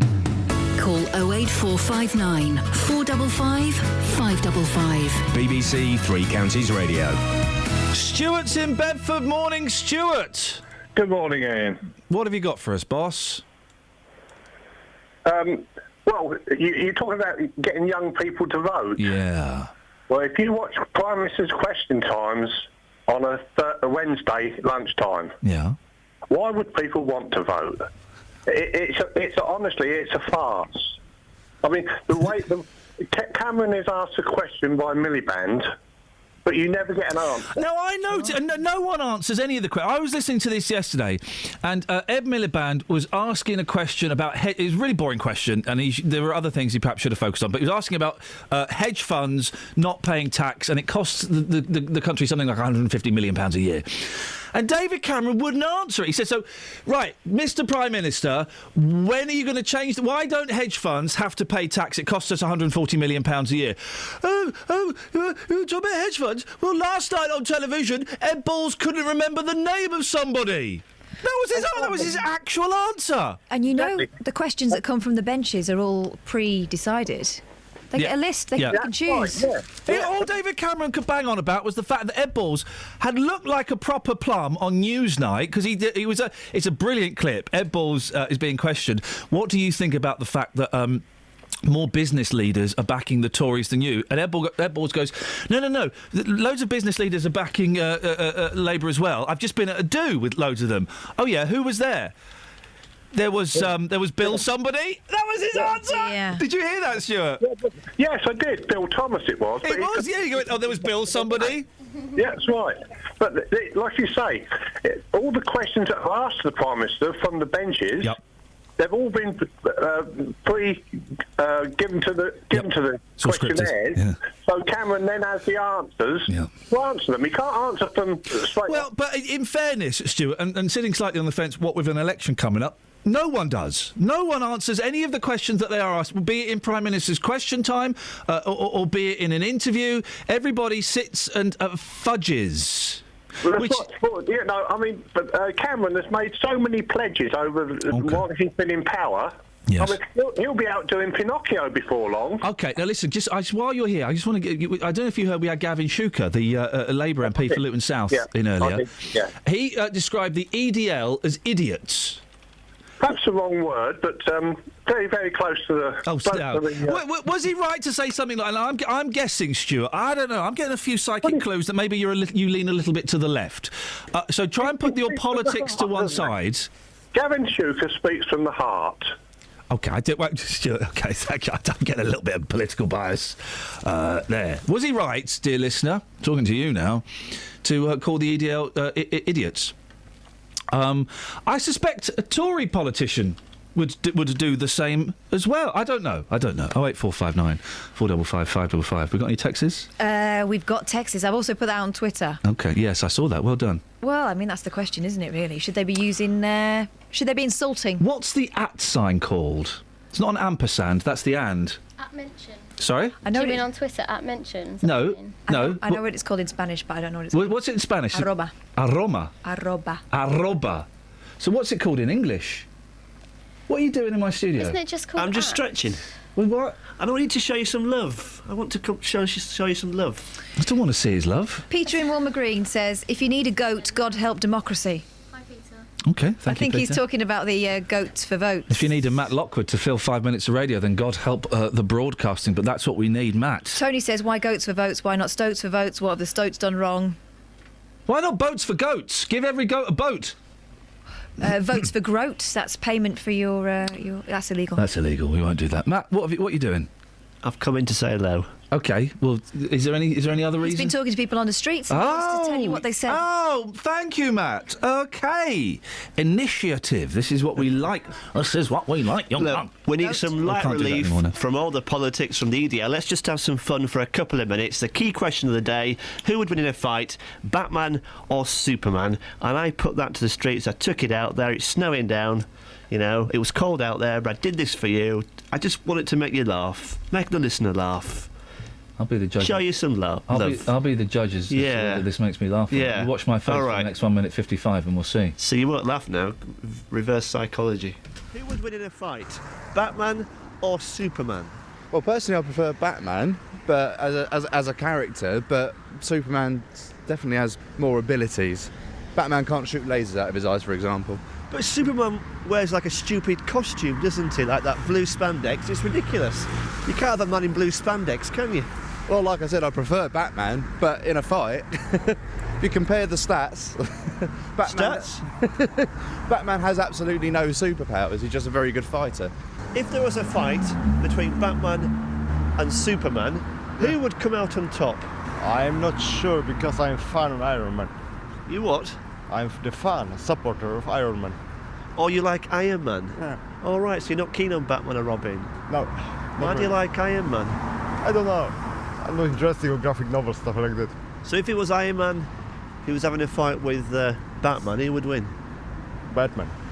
Right, and if it was Iron Man versus Superman, who would win? I haven't got idea. Okay, mate, I must go. If there was a fight between Batman or Superman, who would come out on top? Superman. Why Superman? Because Batman doesn't have any power with him. Superman has a power and he's from another planet, yeah? I like the costume and I don't like the costume of Batman. Why not? I don't like bats. What you got against bats? Yeah, I don't like bats. What you got against bats? It's weird. What you got against bats? Huh? What you got against No bats? comments. No comments. What you got against bats? Huh? What you got against bats? What you got against bats? What to say? It's the most weird thing flying object I have ever seen. What you got against bats? You want me to explain it? Yeah. Because they can see. That could have gone on and on and on. Because they can't see. So that means, but if you follow that man's logic, he hates the blind. Doesn't like Stevie Wonder. No, he doesn't at all. I mean, I do think he's a little overrated. But I love Stevie Wonder. Yeah, a couple of good albums. Well, there you go. Bit of light relief. Sorry? I think he was right, though, and that, of course, is the correct answer, because obviously Batman's all about the suit and the tools. Yeah. Superman could do it dressed in his suit, but he just doesn't. Superman and Batman, they have a fight in the new film. There's a new film coming up. Is it bad Batman, bad Superman? What do you mean? Well, sometimes they go bad, don't they? They do go a little bit bad sometimes. They go bent, don't they? Yeah. You get bent Superman and bent Batman. And his hair, Superman's hair, you can tell because Superman's hair is a bit ruffled. Yeah. It's a bit sexier to me. He does. He's very naughty. Doesn't Superman. shave. And I like Batman's stupid voice. Doesn't he? He has a silly voice. I look forward to hearing it. No, I can't really do it now. Wait a minute. Oh, this is... Oh, no. do Batman in the cave. I'm gonna destroy No, I can't do the voice now. Oh, why did I even mention it? No. I'm gonna destroy Superman. No, it's worse than that. I'm gonna save Gotham City. It's worse than that, though. It's kind of more... It's like that, but it's more distorted. Go on, then. So you do yours again. I'm gonna destroy the Joker and save Gotham City. I'm gonna destroy it. No, I can't do it. I only remember the voice he did when he went, "Hey, get out of my shot, you flipping thing." Yeah, he did, didn't he? He went bats. Yeah, that was bad Batman. Well, Matt, thank you so much for that. It's all right. Right, I'll leave you now. Do you feel a bit better? No, I feel, if anything, even more spiritually empty. But thank you so much. All right. You know the at sign? Yes. We know what it is in Spanish. Yes. We now know what it is in Dutch. Someone's texted in. Matt says that squiggly sign in Dutch is the Abstaartje, which means monkey's tail. Okay, but what is it called in English? Don't know. Isn't it just called at? No, it's got a name. At? Before Twitter, why do we ever use hash? What's an epsilon? There's a thing called that, isn't there? There's an ypsilon. Ypsilon, what's that? That's foreign, isn't it? Yeah. 08459 455. I know what circumflex is. It's a little pointy arrow. A little triangle. Yeah. It means that there was an S there and it's been taken out. Seriously.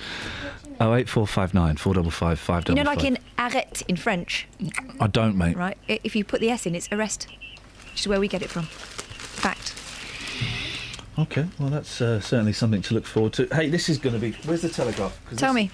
This is good. Tell me some stuff. This is good news at last. Who's that on the phone? They're half They're loud. really loud, aren't they? It's probably my mum. I can hear her across the room. Oh, no, it's not in the Telegraph. Is it in the Telegraph or is it in... It's in the Sun, I think. I mean, that is loud. That sounds like one of those comedy phone calls where they're furious. So, I had another wee in a car park yesterday. Stop it. I was desperate. I think it's becoming a thing. Yeah, it's a little bit of a thing. Are you marking territory? Is that so people don't nick your car? Now, this is good. Right. Go. GPS system. Yeah. GPS system. Oh, hang on a minute. That's like saying PIN number. The S is the system. Mm-hmm. The N is the number. Is it not software? Global positioning software? I thought it was global positioning system. Don't know. It's two things. GPS system. You see where this is going? This is flipping genius. Well done, Jake Ruston. He's 21. He's from Rotherham. I want to go and shake his hand. After he's washed it, an app listing 100,000 public toilets worldwide, that's a little bit, has been launched by Jake Ruston, 21, of Rotherham. Oh, GPS. Yeah, that's what I was doing. Oh, right, I get it. GP. G-wee-wee. What does the S stand for? Well, I think it's system. It could be software. It's not that, mate. Oh. 08459 455 555. This is the kind of thing. This is the kind of thing that we should be doing more of. Having little. Well, we only need to do it once. Having apps that download and tell you where the toilets are, or where there's a bush, or an alleyway, or a wall. Classy stuff. Classy stuff indeed. If you want to take part in the show, give us a call. 08459 455 555 81333. Start your text 3CR. Travel news for beds, cards and bugs. BBC Three Counties Radio. On the M1 southbound, it's very busy from junction 12 for Flitwick to 10 for the M1 Luton Airport Spur Road after the accident earlier closed a lane, but it's all open again now. And on the A5 southbound between Church Street and the M1 junction 9 for Redbourne, that's very slow for people avoiding the queues on the M1. On the A1M southbound, looking at the speed sensors, and there are queues between junction 2 for Welham Green and 1 for the M25. And on the M25 anti-clockwise, that's looking very busy still between junction 17 for Maple Cross and 15 for the M4. Checking the speed sensors in High Wycombe, and the A40 Abbey Way flyover is very slow past the University College. And on the trains, Chiltern Railway are reporting possible delays between High Wycombe and Beaconsfield because of speed restrictions. They're expected to be in place all day. Samantha Bruff, BBC Three Counties Radio. Thank you, Samantha. Ain't this game over yet? 8:45. It's Thursday, the 5th of February. I'm Iain Lee. These are your headlines on BBC Three Counties Radio. A Luton MP has called on the English Defence League to stop targeting the town after it was revealed that a protest, which attracted only 12 people, cost Bedfordshire Police £23,000. More than 500 dog owners in the three counties have been prosecuted over the past year under the Dangerous Dogs Act. And 50 firefighters tackled a blaze in Buckingham overnight after an arson attack at the former Buckingham Town football ground in Ford Street. Give us a call and we'll speak to you after we get a bit of weather with Kate. Beds, hearts and bucks weather. BBC Three Counties Radio. It's Alina, but I'll take Kate, no worries, Ian. It's a cold day today, some wintry showers around. We've already had some snow across much of the county. Not a lot of it settling, and it will start to be easing away in the next hour or so. Behind it, some showers, so there could well be further flurries of snow through the day, but also some spells of sunshine this afternoon. A high of 5 Celsius, which is 41 degrees Fahrenheit. A couple of snow flurries around overnight, but for much of the night it's dry, good clear spells. That will allow temperatures to drop down to -1 or -2 Celsius, so a frost for many, some ice reforming on untreated surfaces. For tomorrow, much brighter day, good spells of sunshine, but tempered by a strong and gusty northeasterly wind. It will make it feel bitterly cold, even though the thermometer will read 4 or 5 Celsius again. Less cold at the weekend, but quite a lot of cloud around. Mainly dry, but we can't rule out 1 or 2 showers on Saturday. Thank you, Alina. BBC Sport. Huge game for both countries. You can't help but love it. It rings in your ears. Wonderful atmosphere. The anthems were rousing. The Six Nations, the friendliest of rivalries. Until...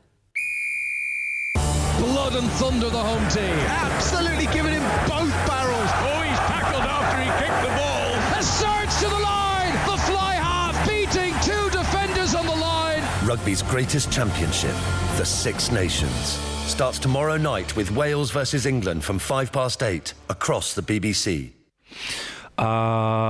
Dave is on the line. Good morning, Dave. Good morning, boss. Oh, it's you. Because it didn't say Dave Luton. I assumed we were getting a decent call. Never mind. OK, we've not got much left, so you can talk. Yes, boss. No, OK. Thank you very much. You're very, very welcome. Yeah, thank you. You're welcome. I tell you what I don't like, Dave. No, excuse me. No. I've just remembered something. I remember two things. First of all, we're staying in a hotel last night. There was a mirror opposite the toilet. As I was having a wee, I did a little stretch, and this is true. And I looked at myself, and I said this out loud, Dave. I went, "Oh, I'm looking quite buff." I was looking quite buff, and that's because I get bullied by a Hungarian woman once a week. You should try it. Second thing is, I tell you what I don't like, and I don't understand this. You know if something's extraordinary? Yes.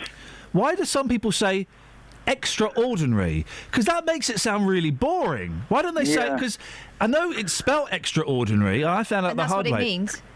What? And that's what it means, out of the ordinary. No. But extraordinary means even... Kelly knows what I mean. It means even more ordinary than usual. Doesn't it? No, extra... No. No? Yeah. If it's extra special, it's even more special. Yeah. If it's extra cold... It's even more cold. So if it's extraordinary, what does it mean, Dave? I don't know. Okay, let's do it again. If it's extra special, it means it's more special. Yeah. Special. Kelly? If it's extra cold, it means it's more cold. So, what does extraordinary mean? I've got no idea. Do you know what always confuses me? Right, Dave. you know that song, It's Not Unusual? Does that mean it's usual, then? Yeah. Yeah. Yeah, he is saying that. Yeah, he's saying it's usual, yeah. It's usual. Well done, Kath. No, it's not well done, that's what he's saying. It's usual. It's usual to fall in love with anyone. It's usual to be loved by anyone. But if I find... Then he does a but. Yeah, if you turn to bow, such a cry... It's usual to find out I'm in love with you. Whoa. It's not unusual to see me cry. Yeah. I don't want to go out with that guy. Excuse me, can I get a word in here? Extraordinary. No, it's extraordinary. Oh my gosh, that was extraordinary. But if it was extraordinary, it's boring. Excuse me, that applies to you because you're always talking about weeing. Weeing with that mirror. Weeing in the car park. Hello? Hello? Oh, here we go again. Matt, please come on. Dennis. Ken, please come on. What's that, water? Try Chris. Hi. What? Hello. Hello? Is that Chris? Yeah. Oh, I'm really trying to ring him, talk to him about his weeing. Excuse me, well, I'm also ringing in about the EDL and the perception of Luton because of the media, and he's just done a foolie on you and passed you through to me because you're on about weeing. Yeah, I know, my love. This is the way he always operates. He's extraordinary. All right, then, you and I will have a conversation. Do you think the media are to blame for the perception of Luton being mostly Asian and radicals because of the march we had with the soldiers going through Luton when we had those idiots that started protesting against it, and the media only showed the white people that were shouting at them. They didn't show all the Luton Muslims that were also having a go at them for having a go at the soldiers. So the perception was that Luton is radical, and it isn't.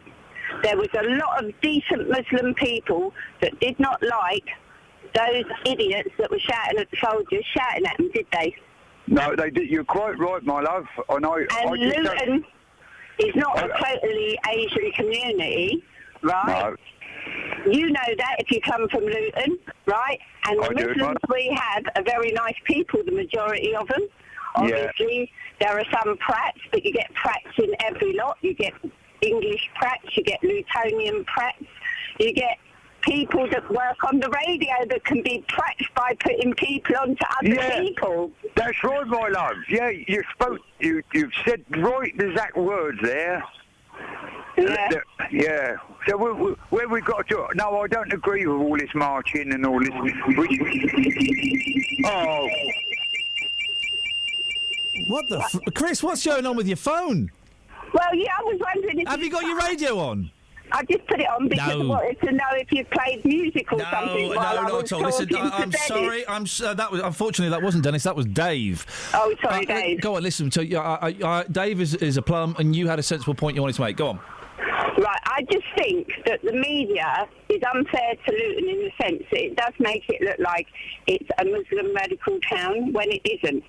When those soldiers marched through Luton and we had those 5 protesters, I think it was 5, that were shouting death threats to the soldiers and kill their families and everything, they only scanned the crowd where it was white people that were having a go at the protesters. Right.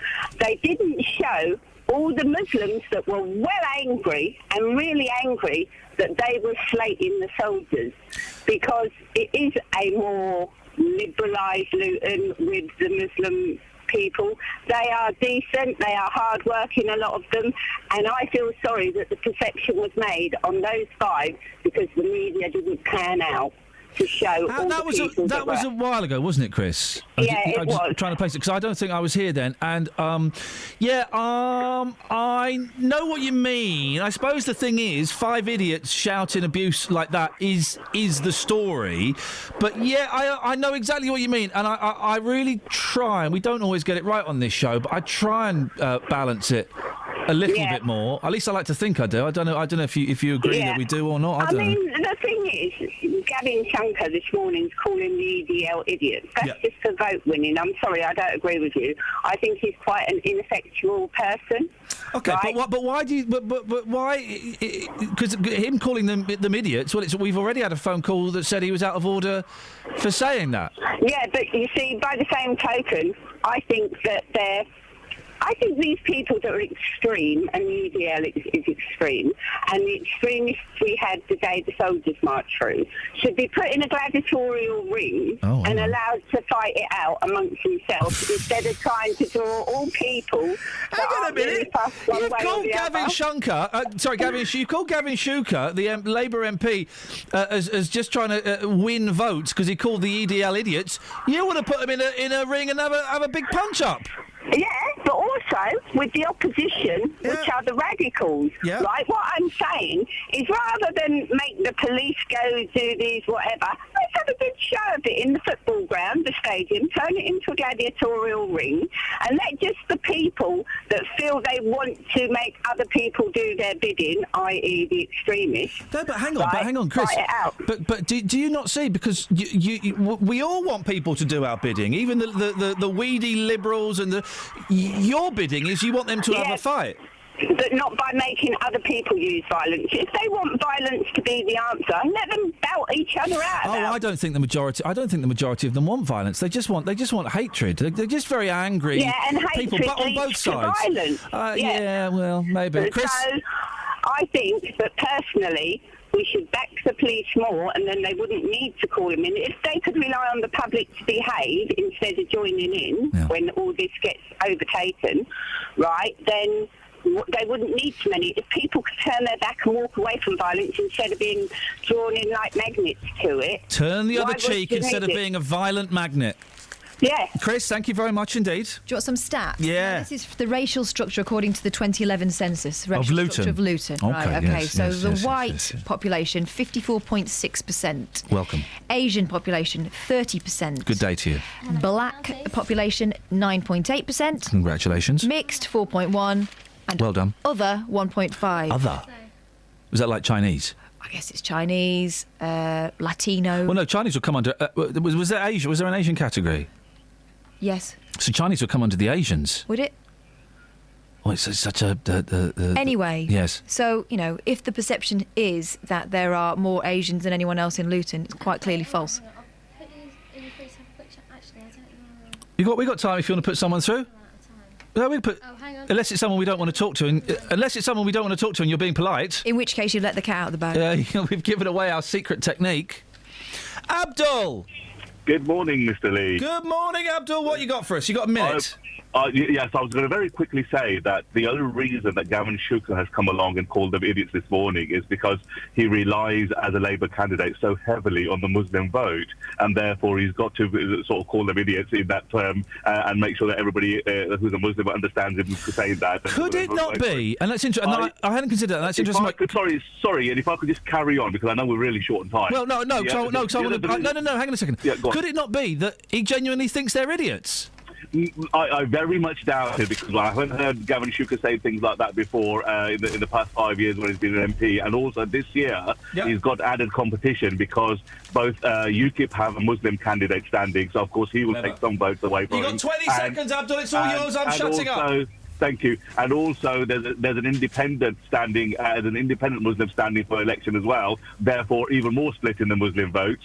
And I think possibility, I can't really remember, but I believe Lib Dems have a Muslim candidate in Luton South as well. So therefore, he's got so much more competition this year rather than he normally has, and that's why he's doing it. Abdul, you had your 20 seconds. I hope you feel you got your say. Give us a call again next time. A bit more time. But I enjoyed that. Interesting, and he's been paying attention, hasn't he? It was good. Thank you, Abdul. Cheers for that. Right. Travel news for beds, cards and bugs. BBC Three Counties Radio.